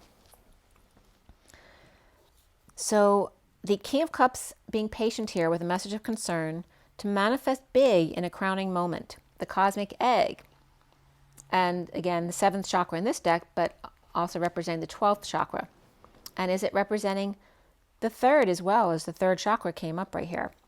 The 3 keys of 12/3 leap to 7, Shamuel and the solar plexus, and the 3 keys to leap to 4 to make magic from 7 to 12 in the collective awakening wrapped in the Kundalini. Or the King of Cups patient with Doctor, or Gemini or Virgo to get there. So being patient with them to get there. The underlying energy of 49, the Angel of Love and Shamuel, and the 37 of the 9 of Cups and the King of Cups. After the 51, King of Swords Healer, and the 52, Goddess of the Moon, Queen of Swords, loving, sweet heart, and King of Cups with confidence. They can help or deliver a child. And of course, when we're talking about child, it doesn't have to be birthing a child. It could be a new project or anything like that. The 44 of the woman with heart, and the 29 being present to the world and the big picture. His confidence, light and wings, and her heart, harvest and compassion, with world in their hands. The 22 of the Fool's Journey of Balance, of the yin and yang, and 1 card at the end of financial constraints here, and the 13 of the Death card, which is also endings or dark night or transition. The 458 of the Emperor and the 4 of Swords, resting perhaps on break. Or the 5D connection between the twins. The underlying energy of the 12, which is the group. The 7 of Pentacles, wise birds, and the busy exchanging or occupied by energetic exchange, or the arrows of love, lots of back and forth, of the King of Swords, who may be a mature spiritual, in a mature spiritual union. This can represent the twin flame union with the main female, number 2, and the 14 of the patient, which then is 214, Valentine's Day. The angel with a message of concern or a higher love here, with Pisces and Saggy, and loving messages or flowers, a rose and a message. Again, it was Valentine's Day, so a lot of that was going around. But it could be medical reasons as well. So if not dealing with Valentine's Day, maybe you're dealing with someone going to the hospital or just some healthcare issues. So the 28 of the Ace of Cups and the man with a rose, and the 39, who's the Knight of Cups, with a community in the mountains or a challenge, feeling whole and complete, or perhaps finishing the challenge, or the sun came out with a message from the heart, or a group came together for a party. So at 5:06, 2 cards, the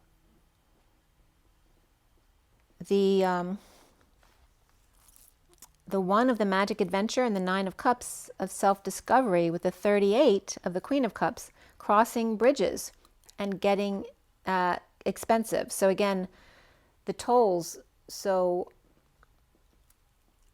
if you're signed up for tolls, for Easy Pass, you never look at how much they cost anymore. But have you noticed how often you're getting charged for your Easy Pass account? So the bridges and tolls seem to be going up a lot because they don't have to tell anyone. They're just charging everybody's cards. So at 5:07, the underlying energy of the Magician on top here, after the 6 of Cups, inner or outer loving children, are with the Emperor and the King of Pentacles, dark night, to the Hermit in the middle of the night, or the Hermit woke to find them not home yet, going around, or this could be somebody traveling around the world or the neighborhood, and somebody's waiting up for them to get home. The Knight of Pentacles or the 9 of Pentacles and the High Priestess and the Wounded Warrior, King of Wands, may be defensive as lover of justice, or Saggy and Gemini in court. Or the King of Wands and the Queen of Wands are in court, as the Knight of Pentacles offers to the Queen of Pentacles, inspiring them to make magic with them perhaps. Or the King of Wands is dealing with the 9 of Pentacles, Pisces, and the Queen of Wands with the Knight of Pentacles and the Queen of Pentacles, which could be their kids, or just other earth signs, inspiring them to manifest. Or that's the Page of Wands who's inspired to manifest. Or perhaps even a pet. With one card here, the Fool, free to take a closer look, or done an exam and now free to manifest, or invite someone over for a 2 of Cups moment there. With 2 cards at the end, the Knight of Cups offering love to the King of Swords, but he's not paying attention. And then the Empress with the 9 of Cups, with a choice given by the Page of Swords and the King of Cups, as the Knight of Swords and Page of Cups chime in with their opinion. And the Queen of Swords going on the road or moving, with the Queen of Cups, or Cancer and Capricorn coming together perhaps, with the Queen of Cups tempted to get going or leave without them, perhaps if they're late. Or the Page of Pentacles is asking the Knight of Cups to go out, but the Knight of Cups has to go ask the King of Swords first, who says no, and the Empress then talks to them or messaged by the King of Cups or the King of Swords' father. So now the parents are all calling each other to make sure it's going to be safe, that their kids are actually telling them the truth if they want to get together. And the Page of Cups can go if the Queen of Swords or King of Swords or the King of Cups drives, or the Queen of Swords may be driving with the Queen of Cups, but tempted to pass if the Knight of Wands is going to be driving. Or the Knight of Wands wants to go separately or drive themselves, and that could be an older teenager as well. So at 5:22, the Hierophant and the Fool, the underlying energy of the Nightingale sings to Scorpion, triggered or turned on. A bat out of hell. And this is like someone who'd leap out of this world to get there. But perhaps they got lost on the way, or lost track of time, or was late for the crowning or the graduation or the awakening. With the swans now and the phoenix rising from different worlds coming around the neighborhood. present to a new path of swans on the fool's journey, with an invite to Phoenix or to rise one last time or one last chance, with the dragon's eye or the drag on eye, the breathing into the eye, the root to solar plexus, the higher self seeing things differently with the Knight of Cups group or mountains. But again, this energy of being balanced in one-to-one connection with 3 cards at the end. And it's like the turtle is telling the fox to go on without them as the fox jumps very happily to the graceful gazelle. Or if she gives them the go, they're over there in a flash. So it's like someone really, really wanted to go see somebody else, but they need the go-ahead, either from parents or from the other person, that it's okay to come over, or perhaps from source. So then we have, oops, as my page just ripped out, so you might be ripping a page out of your story. The Lord of the Ring came up. I've never actually watched it fully through, and I didn't even finish it last night, but I watched most of it. Maybe I'll finish watching it tonight. But the ring came up significantly as well, so that was definitely meant to come up. And freeing yourself. So on the 15th, I did some writing, or scribing, should I say, and it was regarding the tailbone. And I wrote down all the words that I was getting from it, but I went back today and looked at it, and the first thing I saw was lockdown. So that's new for today. So there may be another lockdown coming down, whether it's here in the US, I don't know, but that was definitely coming up. And that was at 10:27 today. Some of the other messages that came through that scribing was the evil killer, to turn around and shine bright, I owe you, trajectory, vicious white space, tail to blame, and the funeral pyra, or death. So again, funerals was coming up today as well. But I was getting the song Total Eclipse of the Heart, turn around bright eyes, and total eclipse of the heart. And also the tail to become blue, because the word blane came up, B-L-A-N-E, which means to make or become blue, or bluin. It's Danish, actually. To take, to become blue, and then losing circulation in tail was coming up. So losing circulation in your butt, your feet, your story, whatever comes up for you is coming up from that message today. So, and the energy of just when you feel pain in your body, or you're just not feeling good, that can automatically, pull your energy down into wondering what's wrong with you, right? What's wrong with my body? Why is it feeling this way? What's wrong with me? Why am I not good enough to do this or that? Why are they better than me? Then your insecurities start coming in because you're feeling pain in your body. So what I saw last night in my meditation and clearing, first I was seeing a masked spy, like a woman masked. All you could see were her eyes, but it was like a tight head configuration, like a stretchy suit was over her head with a mask, not like a separate mask, but like a whole unit. So she would look like a spy. And then I saw a group in loose black robes that were hooded, but they were not masked, and I was one of them. I was a man. And I also saw a picture, like I was looking at the ocean, and I could see like 4 or 5 people in the picture, but they were like in the background near the water, far away, and they literally came alive. So it's like suspended animation all of a sudden gets released. And I saw out of the picture, it all of a sudden became live.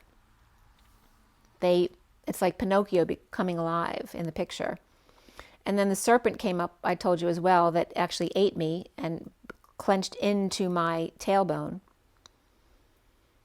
And again, I started with the solar plexus anxiety that moved up to the bra line under the ribs, which then connected directly to the throat. And I'd actually, the night before, when I was meditating, got a sharp pain in my right ribs as well. So that was that same kind of energy of that bra line moving up to the throat.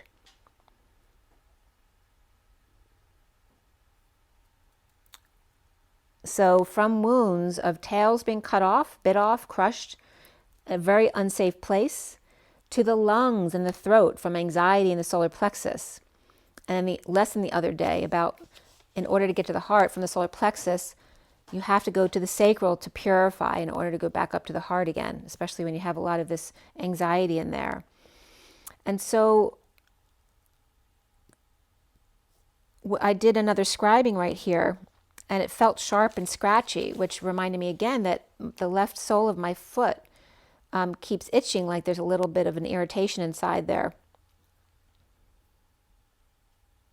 And the word rue came up.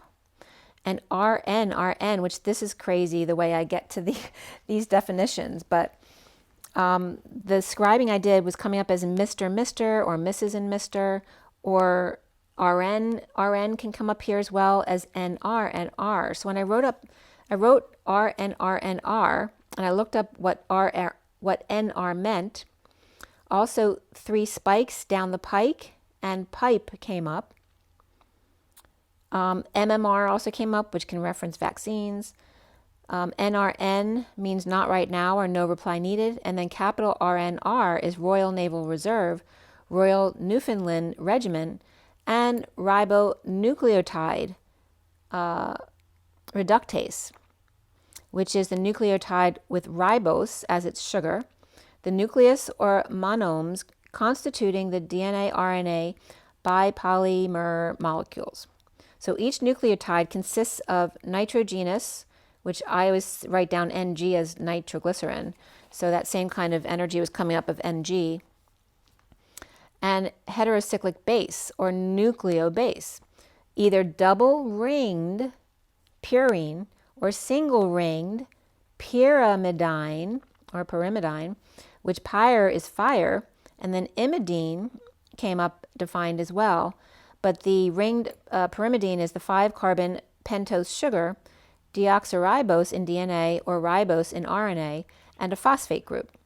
So it's the nucleus and the tide. It's not really "ide," it's nuclea and tide, which tide means today or 12 hours, periodic changes of the sea by gravity, the sun and the moon, the flood or the change in direction of, change of course, causes, influences, events, and current. So overall, the tide means today or the now moment. The nucleus, the center in the now moment. The fire in the middle. And the pyrimidine, the imidine means any analog of a cyclic acid anhydride in which each equals 0, I assume that meant oxygen, is replaced by NR. So I thought that would be an element, but it wasn't. So it's saying each O is replaced by NR, and I told you that my scribing came up as NR, NR, and I looked up NR, but the O is replaced by NR or -0 dash by -NR dash. So also NR, RNR, and R was coming up as ROO because the NRs are O's. And I looked up the word rue, which is to gnaw, pick at, or wear down, which I've been doing to that spot on the inner sole of my foot. But rue also means peace, quietness, rest, and stillness. It also means shit and the roe deer, but also serenity, the horn, barb, and leaf. So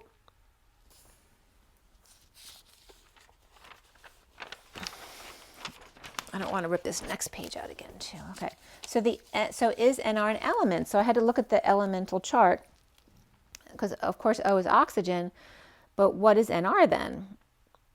So I looked up NR, but there is no NR on the chart, but there is ND, which is, this is so weird because it's not even NR. But the first one that came up listed was neodymium. Neodymium, I don't know how it's pronounced, but neodymium, which is number 60, and its relative atomic mass is 144.242. How crazy is that? And listen to this. So neodymium was discovered 1885 by Carl Auer, which is AU gold, urgent gold, von Welsbach. And the name of this element is from Greek neos didymos, which means new twin. And the density 7.01. So then I went to look at some of the other elements. Teddy, can you please stop tearing at the carpet? He like ripped all the ruffles off of my carpet. That's what he's doing right now. It doesn't really matter at this point because the carpet's kind of destroyed. But so I looked up some of the other elements of the 2-letter words that I see all the time. One, which is Ti, which for me is source, comes up as titanium. Te is moral man, which is tellurium. Se is selenium. Ge, very interesting because that's energy, is germanium, which is German. And number 32, which is the journey. Ga is gallium. He or he is helium. S is sulfur. Si is silicon. Ni is nickel. And Rn, radon, came up because that's 66, the Queen of Pentacles. And then, of course, all the single letter elements. Teddy. And 68 is the Page of Pentacles, or the perpetual student is erbium. And radium is 88, which is Ra, R-A. So 72 came up. And 72 is half the 144, which is the element hafnium, like hafnium, and Ni is show of power, and the show of power in going So half that show of power of 2 people saying the 72 and 72, which hafnium is also refractory. And this is from refractorymetal.org, or ARM, ARM. The color of this element is steel gray, 72, and it resembles zirconium, and it is found in it as well. It emits electrons easily, so it's good for the cathode for X-ray tubes and high-voltage discharge tubes, inflation systems to eliminate oxygen and nitrogen, and has a strong volatility. Yeah, that's the way it's written. Okay. Used in hydraulic oil during high-risk operations. Excellent welding and processing, and is excellent for high temperatures and corrosion resistant. Important in atomic energy industry, an ideal neutron absorber to control rod and protection device for atomic reactors. Or in other words, this is a site for spacecrafts and tungsten wire. So yeah, kind of interesting there. Hafnium. So this last read here from today, which is here. So again, just 4 decks. I started with the Journey of Love, my half Lenormand Reverie and half Kipper, and then my Wild Unknown Animal guidebook, and then my half deck of Rider-Waite, which is just all the people. Put in a little moon. Okay. So this one's for today. And these were pulled at 11:28 to 11:30. The 28 is the twin flames. The 30 is the 4 of wands, or the home, the union. And the cards at the end were 1, 1, 1, and 4, which I looked up 1, 1, 1, 4, but also 10 because there was a pyramid effect on the last deck. So there's 10 cards there. So I looked up 1, 1, 1, 4, which the first entry was heavy. Then the second one was Grimace ruined the CIA and Trump. The third entry was The Walking Dead. The fourth was Native Americans. Fifth was Anointed True Prophet of God. Sixth was Yahweh, Y-A-H-V-E, which I'm not sure if that's another spelling of Yahweh, but that came up. 7 was 9/9, so September 9th. Was it September 9th? Or was it November 9th? I can't remember. You can look that up if you want. But the 9th entry was 777s.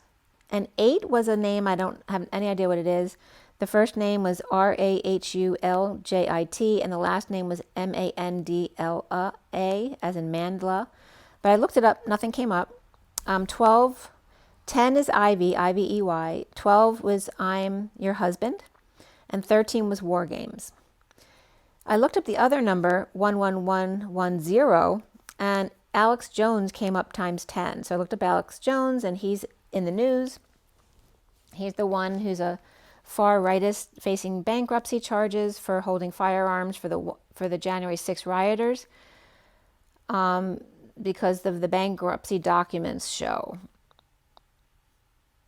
There's also, it came up regarding him, was Arizona pushing for concealed weapons on campus for people from the Department of Public Safety, that it's already illegal for anyone to drink, who has a weapon on them, and bars can prohibit concealed weapons.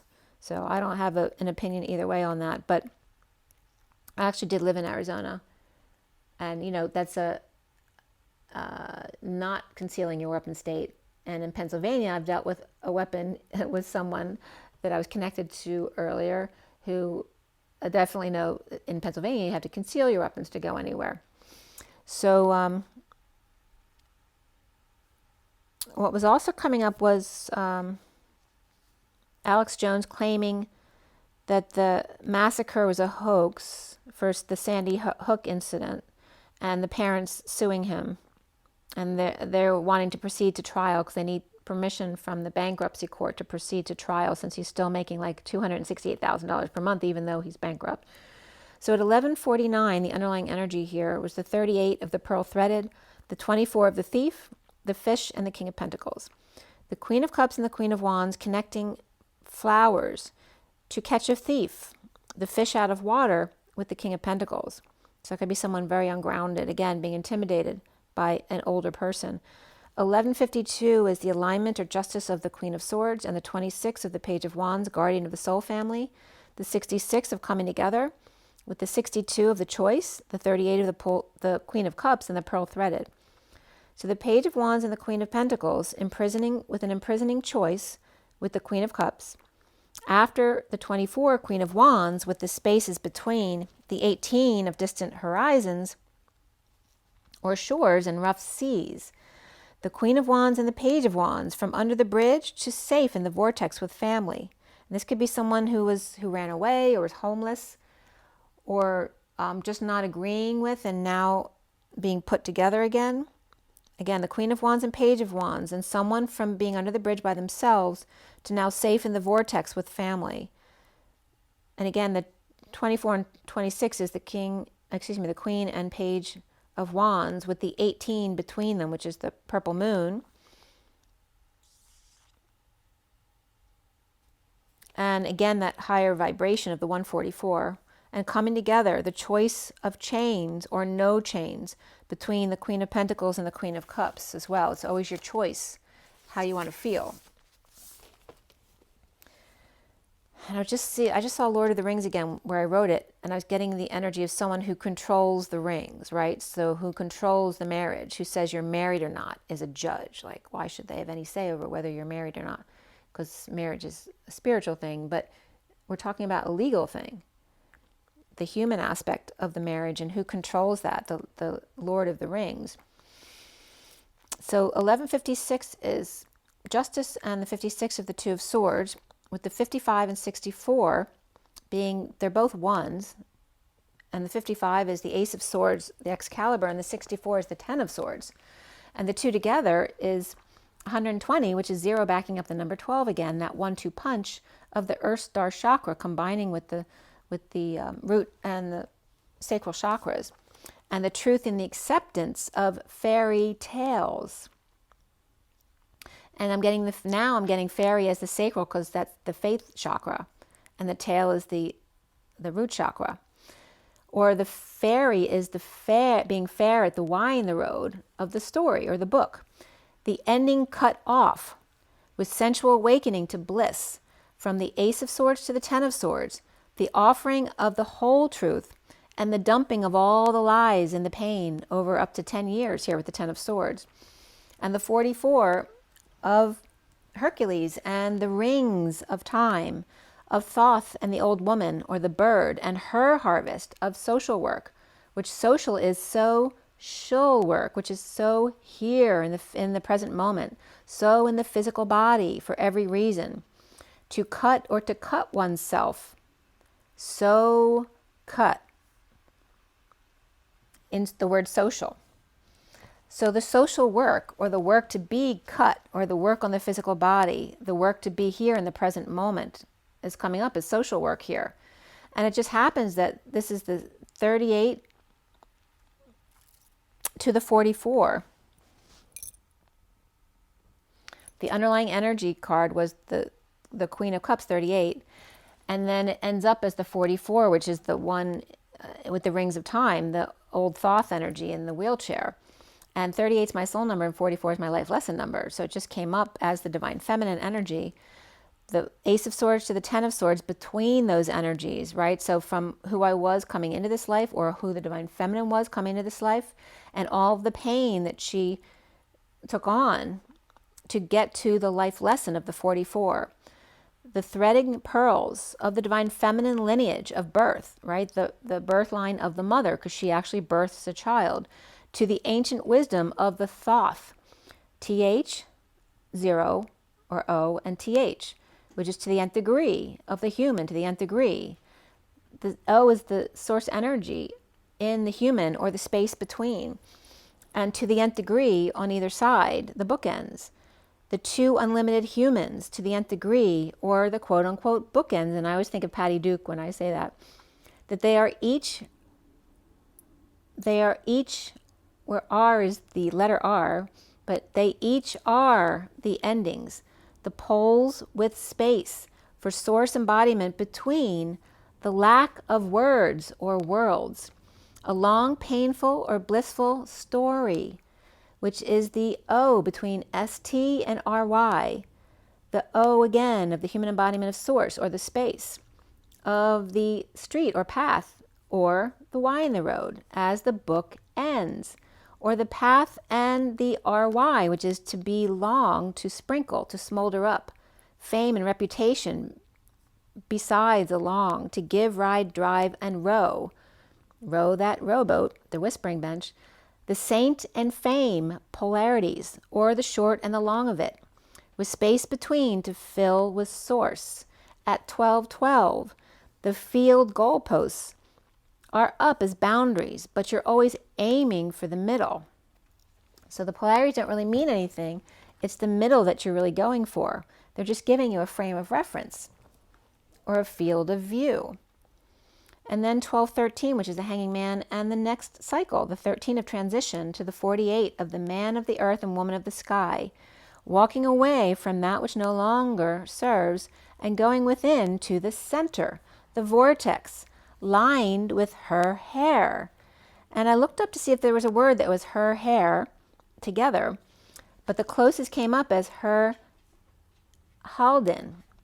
So it's HERHA, and then the rest of the word adds up to the same numbers as IR, which is 18. ALDEN is also 18. So her hair came up as her halden, which means, and I was getting, it translates to her Halen, which then I was getting Van Halen, but it means to repeat. And also the fox, I creep, I crawl, the fox and Volpes. The rest or wrapping, to repost, repossess, swamp, turnip, soil, and dirty. And then the song, I'm a creep, I'm a weirdo, came up. To creep at. It's so weird the way it came up because it's so much like the song, right? And then to stand up, a rope. And there's, again, getting up on the bucket with a rope and hanging yourself in a noose. To represent, or the tail, or social media reply, or to repeat, which is Pete comes up as the piece, to repiece or piece back together, to bring back the parts of yourself, the soil, the compost pile that becomes the soil, the pet, the darling, the woman, to repiece, tail, stand up, rope, to creep at, be strung along, her hair let down for his son to climb up, the red carpet, the red sun at night, which is sailor's delight, of course. At 12:26, the hanging man and the page of wands, inspired. And I'm getting the 1-2 of the root and sacral chakra to the 2-6 of the sacral to the 6 of the third eye. The 7 of the Queen of Wands, toxic vehicle or snake in the garden. After official person is home, or home of the Emperor, King of Cups, or two separate people, the Emperor and the King of Cups. Perhaps after a death or dark night or transition of a child or new undertaking. With Scorpio, Leo, and Aries, or sovereign and dependent, or father and son. The Emperor and the King of Cups, or King of Cups, is stability, inspired by risky letter, or message, or document, perhaps on February 7th. Or 2, the Queen of Wands, or a message about Cancer, or toxic home, or Aries, Cancer, and the garden. And the 9 of hermiting the changes, from heart to crown, or news of the King of Cups moving, hermiting, or Virgo. And the 33 of standing up for oneself, not wanting to martyr themselves, or released from prison or anxiety, or a cage or a trap at work. The 27 again, an exchanging of hands, unexpected income, or incoming person or thing, or some kind of toxicity payoff in a gift here. And again, that could be the end of a suit paying out as well. A dream gift, or a gift of healing, of a penny, copper, or queen, or Aquarius coming in, or pennies from heaven, from institution of the sun, and the 6 of Swords of making peace or peaceful travel, or overseers, the political, educational, community, or medical structures, egos exposed, a gift, a payoff for wrongdoing, or Leo, Aries, or Cancer of the Queen of Wands or their child, or a thief, or Aries man with Leo woman, or death at a funeral, or death due to toxic exposure or chemtrails. And yesterday coming home, I told you about that, but the chemtrail stuff came up, the idea of that came up in New Amsterdam too, because in the show, they had a patient, a child, who, I forget what the toxicity was, some kind of overdose metal-wise, and they needed to find out what it was. They didn't know what it was, but apparently the bridge was being redone, and they were just flecking all the old paint off, which was then all over the shrubberies in the area, so literally all of the people in the neighborhood got poisoned. But of course, when one of the administrators was told, he said, well, that's not our responsibility. You know, it was just really cold. So that same type of chemtrails energy, again, of toxic paint floating through the air from a high up bridge, just being dumped all over a neighborhood and toxifying everyone there, you know, a lot of children. So streams of planes everywhere. So not only were there lots of chemtrails in the sky yesterday, but again, it's random. Like, I'll have such pure blue skies, and then out of the blue, there's these stripes of clouds all over the sky. But again, I'm being called to close my windows or put your hood on when there are chemtrails in the sky. Let the rain and the snow take them down before you go out again in them. Expose yourself, that kind of energy. And again, this isn't about being afraid of it. I'm still going to go outside and do stuff that I normally do, but it may be helpful for you. Not to mention, you know, most of us in this community tend to do detoxes on a regular basis anyway, you know, like a activated coal detox or zeolite or something like that, to pull any heavy metals out of your body or things that aren't serving you. So if you don't, you might want to look into that. So the Sun, the Empress, and the Devil came up here, or the case is closed, and the Empress is on a blissful or painful trip or journey to Dark Mother, a burden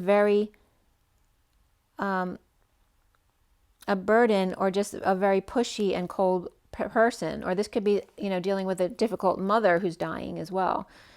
Leo, Taurus, Capricorn, or stuck on the road or in the snow and needed a push out of the snow, or a painful, burdensome ending or blissful trip after you're done with a painful ending, or mother pushing you to go to a funeral or some kind of honoring of the Knight of Wands or soldier who passed.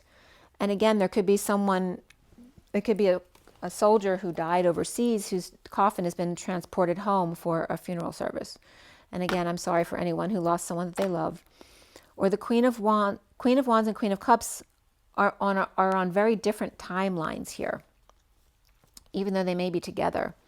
And at 12:50 is the Hanging Man and the Ten of Cups of the Elephant, wounded and broken, clearing one big step at a time. Both African and Asian influences coming up here. And then with every breath you take, so the police were coming up. With every breath you take, every step you make, I'll be watching you. So the oysters clammed up here with their feelers out, and the cheetahs ready to pounce with their eye on them. And Big Brother came up here as well. Solar plexus and higher self puts their feelers out in the solar plexus, and SP is also state police, as the police just came up, puts their feelers out in the solar plexus to let you know when danger approaches. So pay attention to what your body's telling you. Or poachers, or the Queen of Wands approaching as a poacher, the King of Pentacles. And the Queen of Wands is coming up as a thief and also dark energy here in two different cards. Toxic or a thief, approaching the King of Pentacles. And he can smell her fire or imbalance of fire a mile away or through their burning nose. Okay, so again, pay attention to what your nose is doing. So in an imbalance of fire, you may be able to feel in your nose. So the frog feels the dark rain coming. And then I was getting the Eurythmics with Here Comes the Rain Again and Annie Lennox. Falling on my head like a new emotion. Is it raining with you? So talk to me like lovers do. Walk with me like lovers do. So you can look up the lyrics if you want. And then at the same time, the train horn was blowing down the street and a second song was chiming in as they were going together. So think of the Eurythmics with Annie Lennox singing, this very kind of dark energy with the Song of Angry Men from Les Mis. Singing the Song of Angry Men. I'm trying to think of the tune. So very, old-fashioned, structured, very right to the point, versus Annie Lennox saying,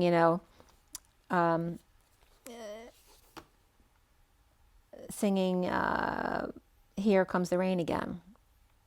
But they were being played together and running in the background in my mind. It was very cool the way they came up. The frog with the dark rain coming in on them, looking at the owl, the wise one, in the shark attack of the bunny and fish, the little vulnerable ones. And again, here's where again getting this energy of the owl turns into a shark to intimidate these, to scare the bunny and the other one, to unground them. But the frog even could be an adult, right? That could be a masculine energy saying something to the owl, not wanting them to do that, right? They thought it was in confidence, but then the owl turns around and turns into a shark with the kids perhaps. Or the fire in the inner eye, the energy of the pineal as the tear duct of the eye, the life force of the eyes tearing when you look at the sun. And again, there's that energy of the balls of the hypothalamus being like the teardrops falling out of the eye, where the pineal is the actual tear duct. And then ELO is coming up as Electric Light Orchestra. And the chi of Dr. Frog, or the dragon, or the dragging on, the breathing in, or Dr. Fowl, which could be someone who's being foul, or foul as chicken as well. But then the shh, like not wanting them to tell, as the arc ray fish or shark ray fish, and the stingray very much was coming up here, where poachers are in the bush, but the frog tells the owl or tells all. And then who? So there's all this play on the owl. The frog tells the owl, right? That's supposed to be the wise one. But in telling the owl, they tell the all, which is also the AWL all, which is the thing that pokes holes in things. And then the who, as in the owl hoots, goes in as a shark. Don't mess with my kids. The rabbit and the fish out of water. So this could be two different scenarios where the frog is an adult telling something to the owl in confidence, and the owl turning around and taking it out on the kids and intimidating them so that they're ungrounded, so that they will have control over them.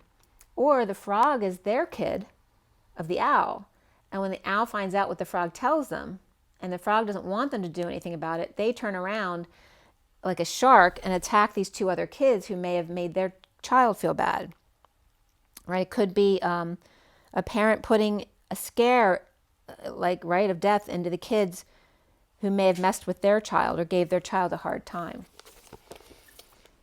So at 108 is the masculine in the dance, or having strength of manifesting dreams. The lizard here is sensitive to crowds as the hummingbird clears the air between the lizard and the crocodile, or distinguishing the differences in them, because here the lizard comes up as an energy who may have, we all are mutts when it comes to ET energies. There's, most of us have some kind of reptilian DNA in us. But the lizard comes up as a more sensitive person, perhaps with O blood. So they have some reptilian energy in them, but they're not a dark reptilian. They're a human who's sensitive. So it's coming up like as a sensitive child with a crocodile reptilian parent or overseer. And this is the hummingbird coming in to distinguish so they can see the difference. They're not the same as them. They may look the same, but they're not the same.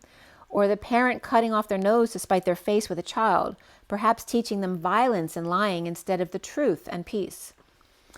The stingray activated and plugged in, but plugged into what? The mother may be just, yelling at the child saying, what I say goes, the case is closed. You're coming to this event, whether you like it or not. I've cleared your way, now you must do the rest. Or she's provided the electricity and connection, but they, on their own, must then plug in. It has to be of their own volition or choice. Or a parent who's very reptilian here and a child who's very sensitive with O blood perhaps may be scared and ungrounded and being bossed around by them.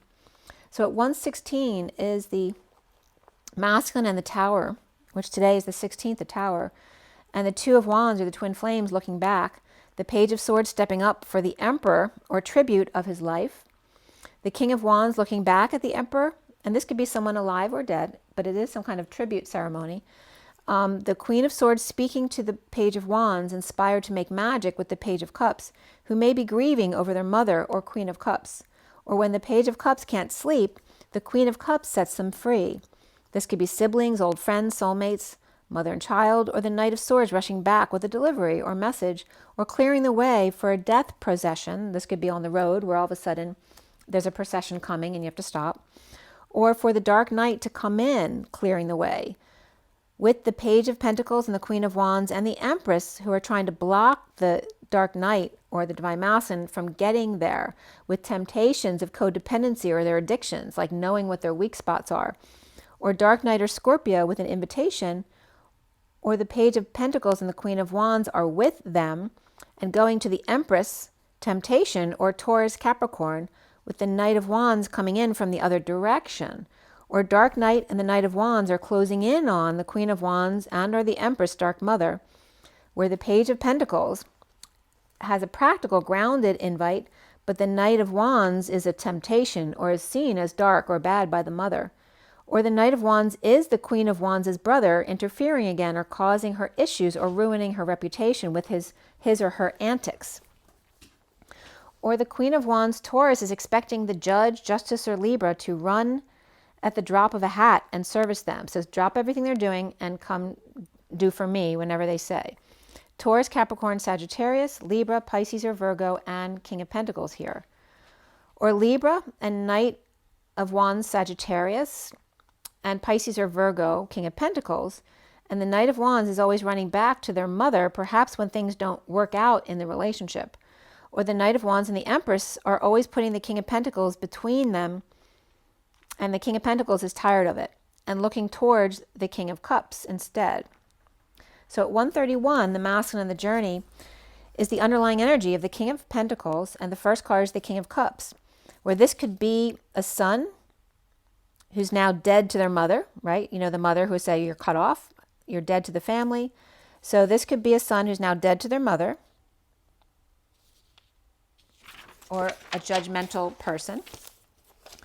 And then the King of Pentacles and King of Cups looking at the wounded warrior who's defensive of the Chariot or Cancer, or defending the crocodile old man or mother, or the Queen of Wands or Knight of Wands defending the Empress or Dark Mother, or Leo Taurus defending Capricorn and or Cancer, or burdened by the Capricorn Cancer polarity, or old person who's on guard or with their quote unquote dogs out.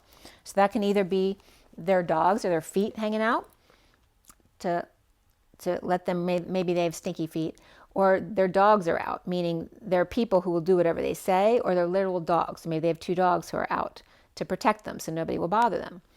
But we have the Queen of Wands and the Knight of Wands, maybe they're dogs who fight for them to get their kids to do their dirty work for them. The Knight of Pentacles offers lover to connect or meet up as or with the Knight of Cups, or Cancer, Knight of Pentacles and Gemini, or the Knight of Pentacles with unconditional love and wants the King of Cups' help as the Knight of Cups with the King of Swords and the Queen of Pentacles for them to get their wish together.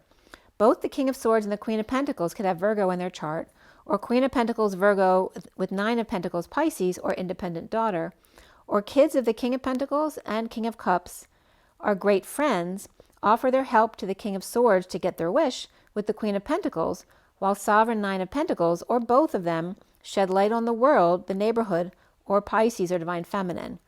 With Michael Christ and Thoth Bird, Bull and Lion, or Lion BS, or Stubborn Ego versus Heaven on Earth. At 146, the masculine and the children of the 6 of Cups, the inner children. Okay, so one last read is the one on the table.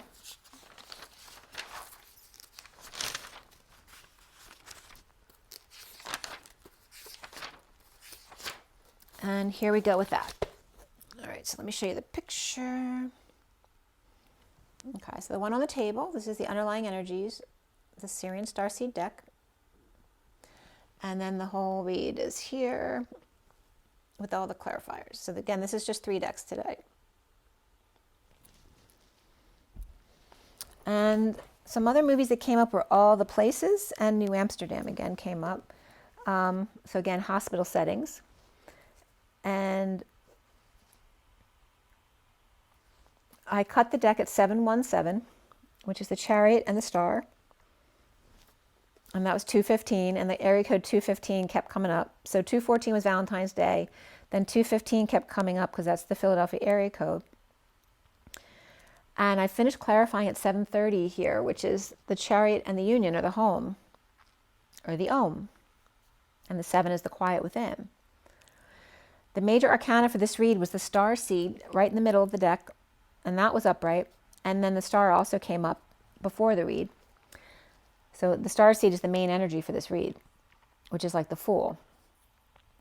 There was 1 wand, 3 cups, 4 swords, and 2 pentacles. So 13 and 42, 13 of death and transition, the 42 of the 2 of cups. As far as court cards, was the Queen of Swords and the Page of Swords as the main players, along with the 9 of Cups.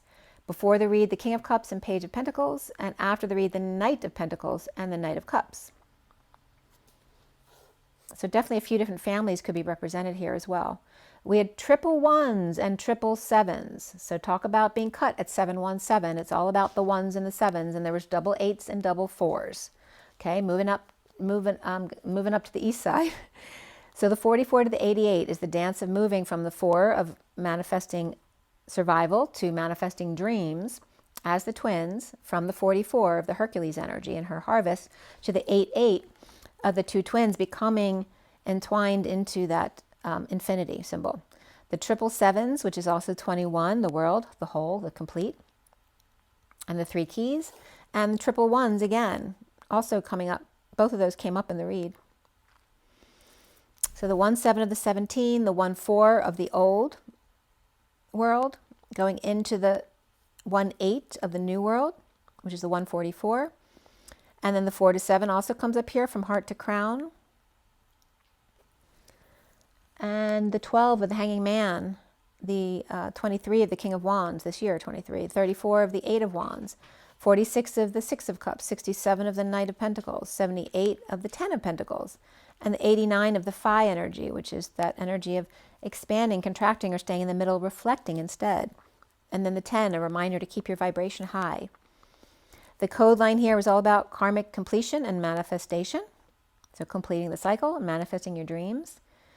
And they came up like this with the number 52, which is the Queen of Swords, from 41, 9, and 2, which is the Ace of Cups, the Hermit, and the High Priestess, becoming 52, the Holy Grail.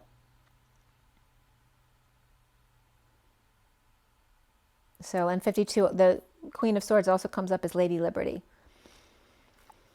So the first translation of the code line was M. So M has a couple different meanings. It can mean Mary, Mother Mary, Mary Magdalene. It can mean co-creation, as in the two ones and the V in the middle.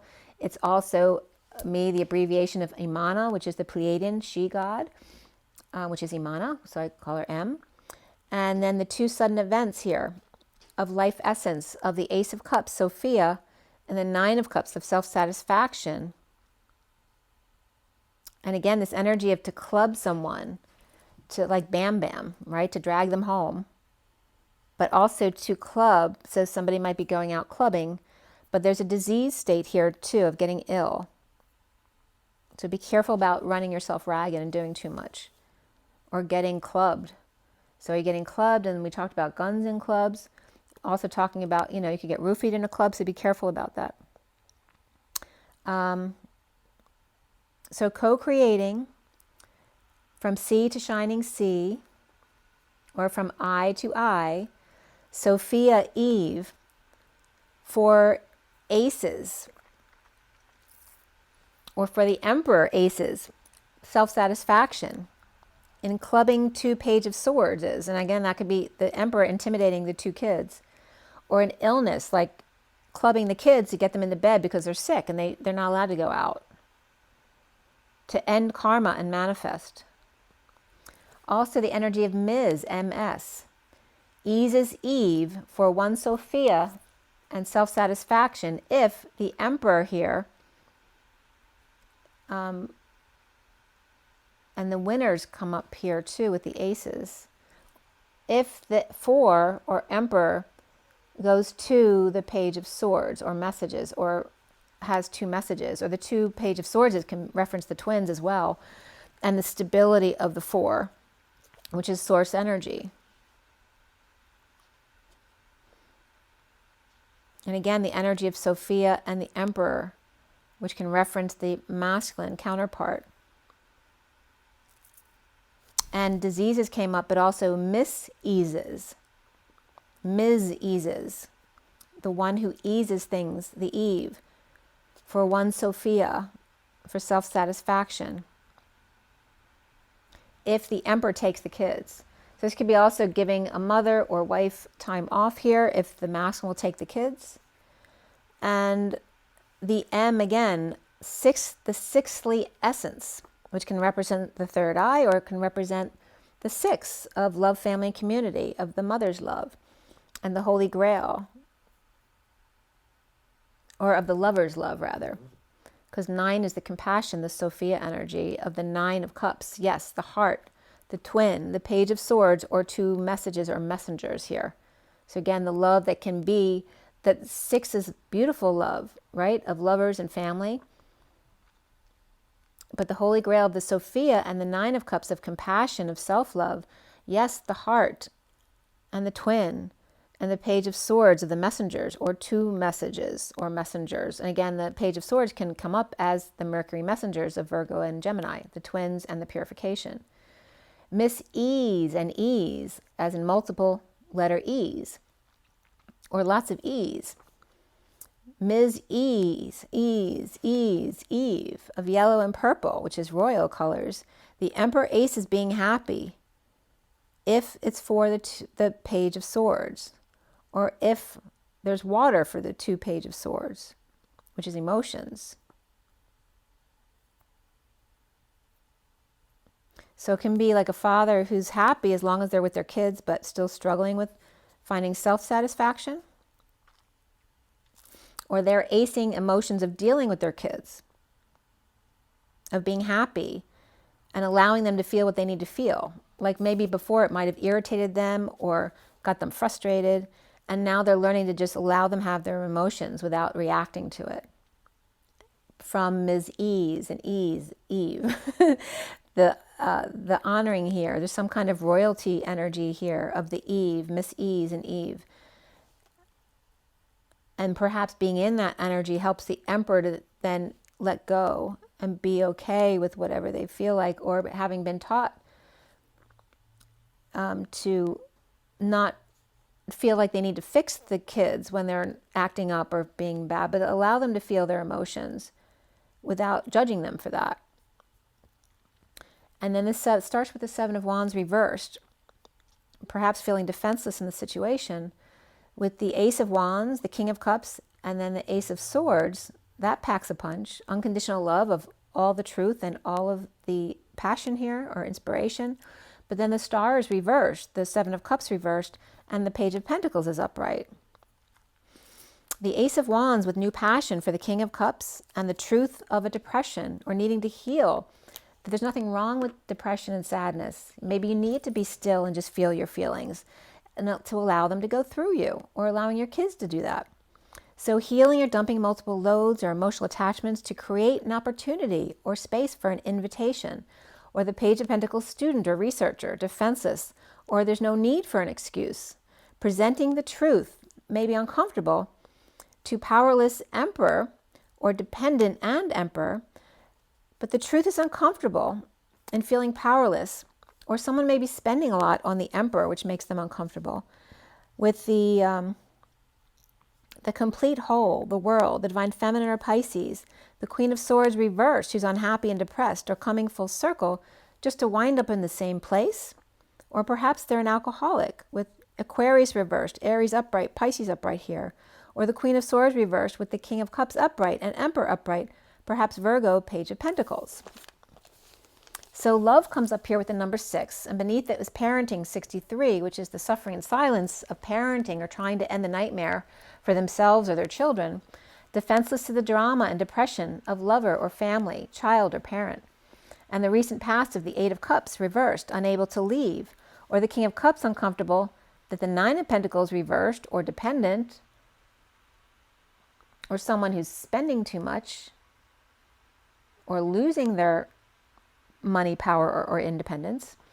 They may be dependent on the Emperor. And the King of Cups may not be good with this.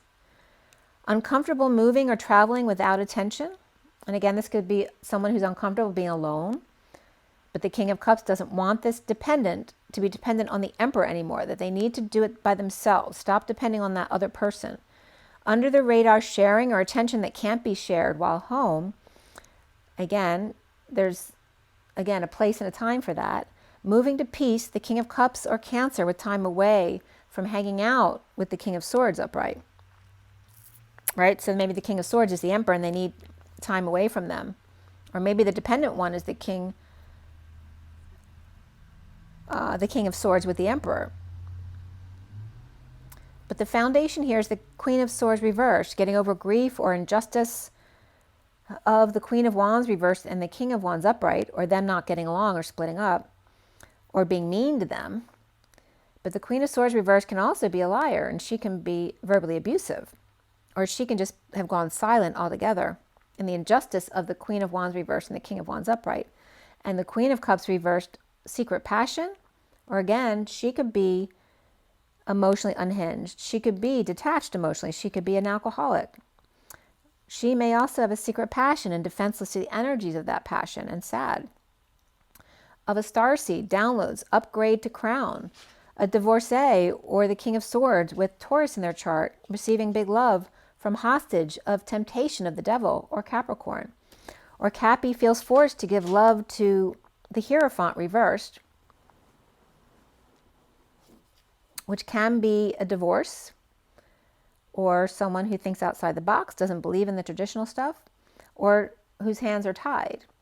The challenge being the Nine of Cups reversed, dissatisfied with self or dissatisfied being alone, with Atlas burdened or working hard for the Ten of Cups family, but without reciprocation, or difficulty with kids or in a falling out. And now is the Two of Cups reversed, looking back at the Page of Wands reversed and the Knight of Swords upright with the Knight of Wands reversed. Both wands are frustrated here, with the Knight of Swords with their truth, And the Page of Wands reversed with the Knight of Wands reversed are off the hook, misbehaving perhaps.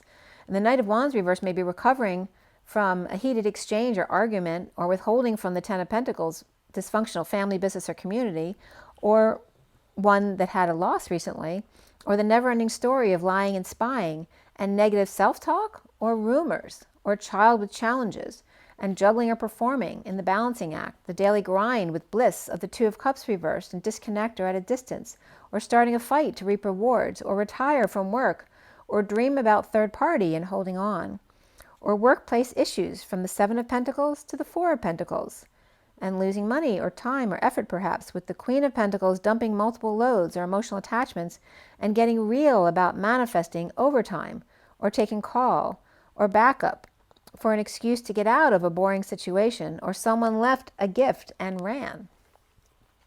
So soon here is the Six of Swords upright, with peace of patient angel drained, or with crazy kids or a pet, without a choice but to come together, with the Knight of Pentacles reversed who's not working, or disabled, or unable to function, or lazy, or refusing to move, or get out of the way. They're blocking the past from returning, or a reunion, a peaceful break without kids. For the King of Cups upright and the Knight of Cups upright, or the King of Cups to propose destiny, or offering love to Libra, who's very strict with their students.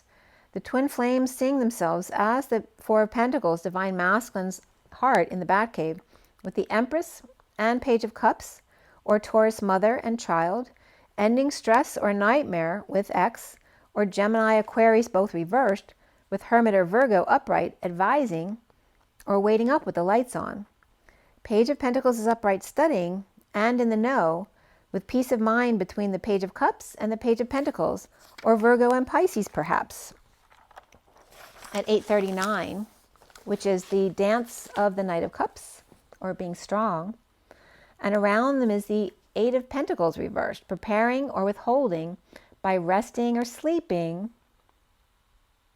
or staying in bed, or by meditating in 5D in separation, or for the heart post-war, an offer of a new project from the King of Pentacles upright, a new offer of passion while on break, or another project perhaps they don't want to take.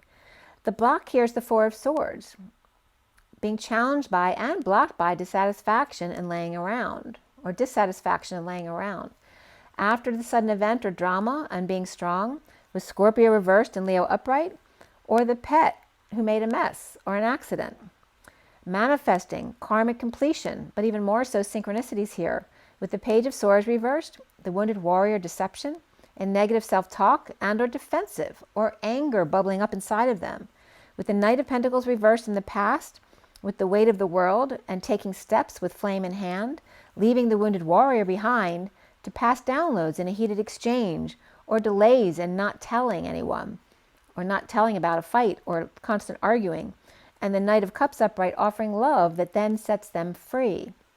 Defenseless Queen of Swords reversed in the Batcave of the Divine Masculine, the Queen of Swords reversed withholding and uncomfortable, taking a leap of being spontaneous, challenged by dissatisfaction with themselves and finding peace at rest in disconnect or distance, with the Page of Swords reversed and the Knight of Pentacles reversed, or negative people who spread rumors or say mean things or are resistant and stubborn.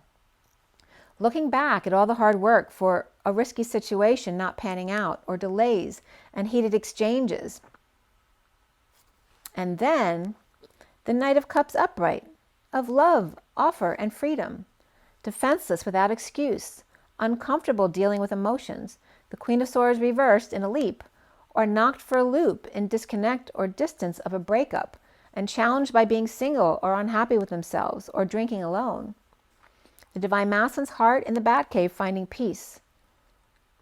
They may be withholding or saving for retirement, but with negative self-talk, or child or ex with a mouth on them, or both lying and spying and stubborn and lazy, or looking back in the past, with Atlas leaving the wounded warrior behind in order to take a chance in a heated exchange, or after many delays, with the Knight of Cups offering love and being free.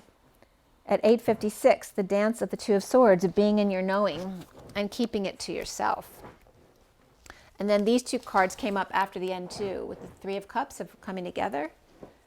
But the Six of Cups is reversed, which could be the past returning for a reunion.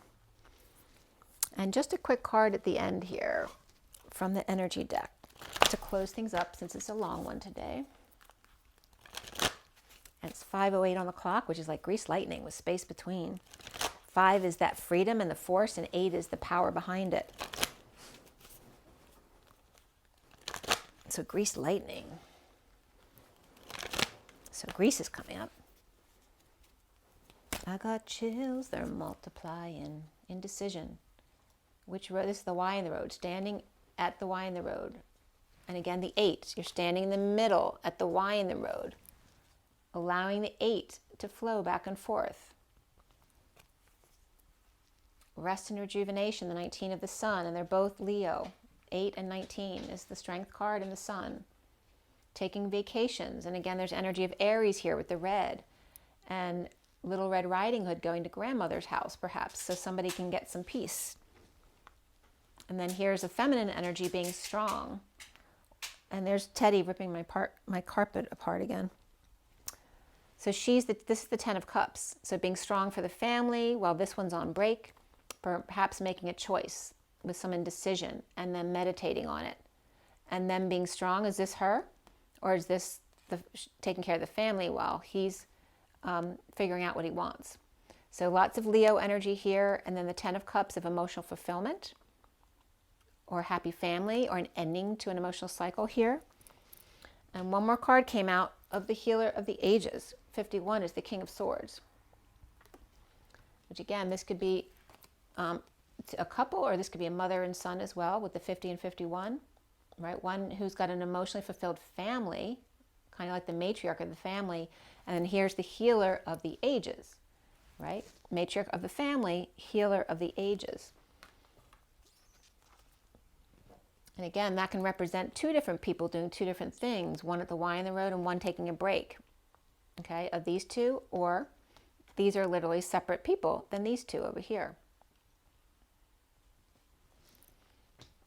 Okay, so there's one at the Y in the road, one on break, resting or on vacation, one being the strength of the family for emotional fulfillment, and one healing everyone as the Healer of the Ages, the King of Swords. The underlying energy being that problem child was the 24, the Queen of Wands, which also can represent Omega and the Pleiades, but a parallel universe here. That if one window falls out, there are adjacent possibilities, a parallel possibility here. She doesn't have to go up or down, but she can go side to side here. Maybe she can't follow, she can't ascend. And there's the journey of the two, the High Priestess or High Self, the Divine Feminine here in the middle of the bridge on the journey, right? So that's in the other cards as well. So that's coming up as the Divine Feminine over here at the Y in the road, contemplating the 8, the dance. And then we have this 24 of the Queen of Wands in the underlying energy, which we have Pisces and Leo right there, right? So the Queen of Wands could be a Leo energy. So this could be the Divine Feminine, and then we have doing the 8 dance or being strong. And then we have the perhaps a Leo energy or Queen of Wands here as well. And then the energy of Pisces perhaps here with the 10 of Cups. And then the King of Swords here as the 51 Healer of the Ages with his hands on fires. That came up a lot in the read as well. So someone might be leaving the situation here to free someone for a door to romance. This is the underlying energy. There's that storm warning. And there's the thinking man. So here, all right.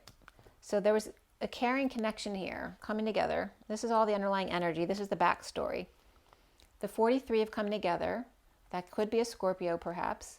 But it's the coming together in joy with a man with the money in a caring connection of that 14, which came up as the lower cycle of very beautiful and patient angel energy, but not incorporating being the angel, right? Being angelic, but not the angel as the human embodiment, right? Connection. And then here's the door to spirit coming in on the journey, purifying, opening doors to spirit, And there's the thinking man thinking of a mission of the Six of Cups, 46, of the inner children and how they could be together. And then there's the storm warning of the 10 of destiny and clearing the slate for the 7th chakra to open and crown, or in that crowning moment of Lady Liberty and the Ace of Cups of the Holy Grail. Clearing the way for a crowning moment for the door to romance, to find the key of the 7 key to open the cage, to open up your heart, the 33 of that burden of martyrdom, and to stand up for oneself, right? And she doesn't look very happy about her crowning moment there. Someone needing to speak her truth of what she really wanted to do, and then taking off on a journey as the divine feminine in the middle of the bridge, contemplating which way she wants to go, as the Queen of Wands can go anywhere parallel here, adjacent possibilities. Perhaps she just can't go up or down. So again, this could be someone who's not ascending, but has other possibilities. Maybe she can ascend from that other parallel possibility. But again, the reptilian energy came up here, so that if you do have someone who's very reptilian in your space, it could mean that they're leaving the space so that you won't have such a hard time ascending anymore. That could be as well. So I hope that was helpful for you guys. Remember your water. I don't mean to be a constant nag, but I forget all the time to drink my water, and you need to get enough rest and joy, laughter. And outside, when you haven't touched anything outside, make sure to ground yourself, because you might feel ungrounded as well, especially when these blasts of energy come in. So rise and be loved, love and rise, you guys. I'll see you guys soon. Don't forget to breathe.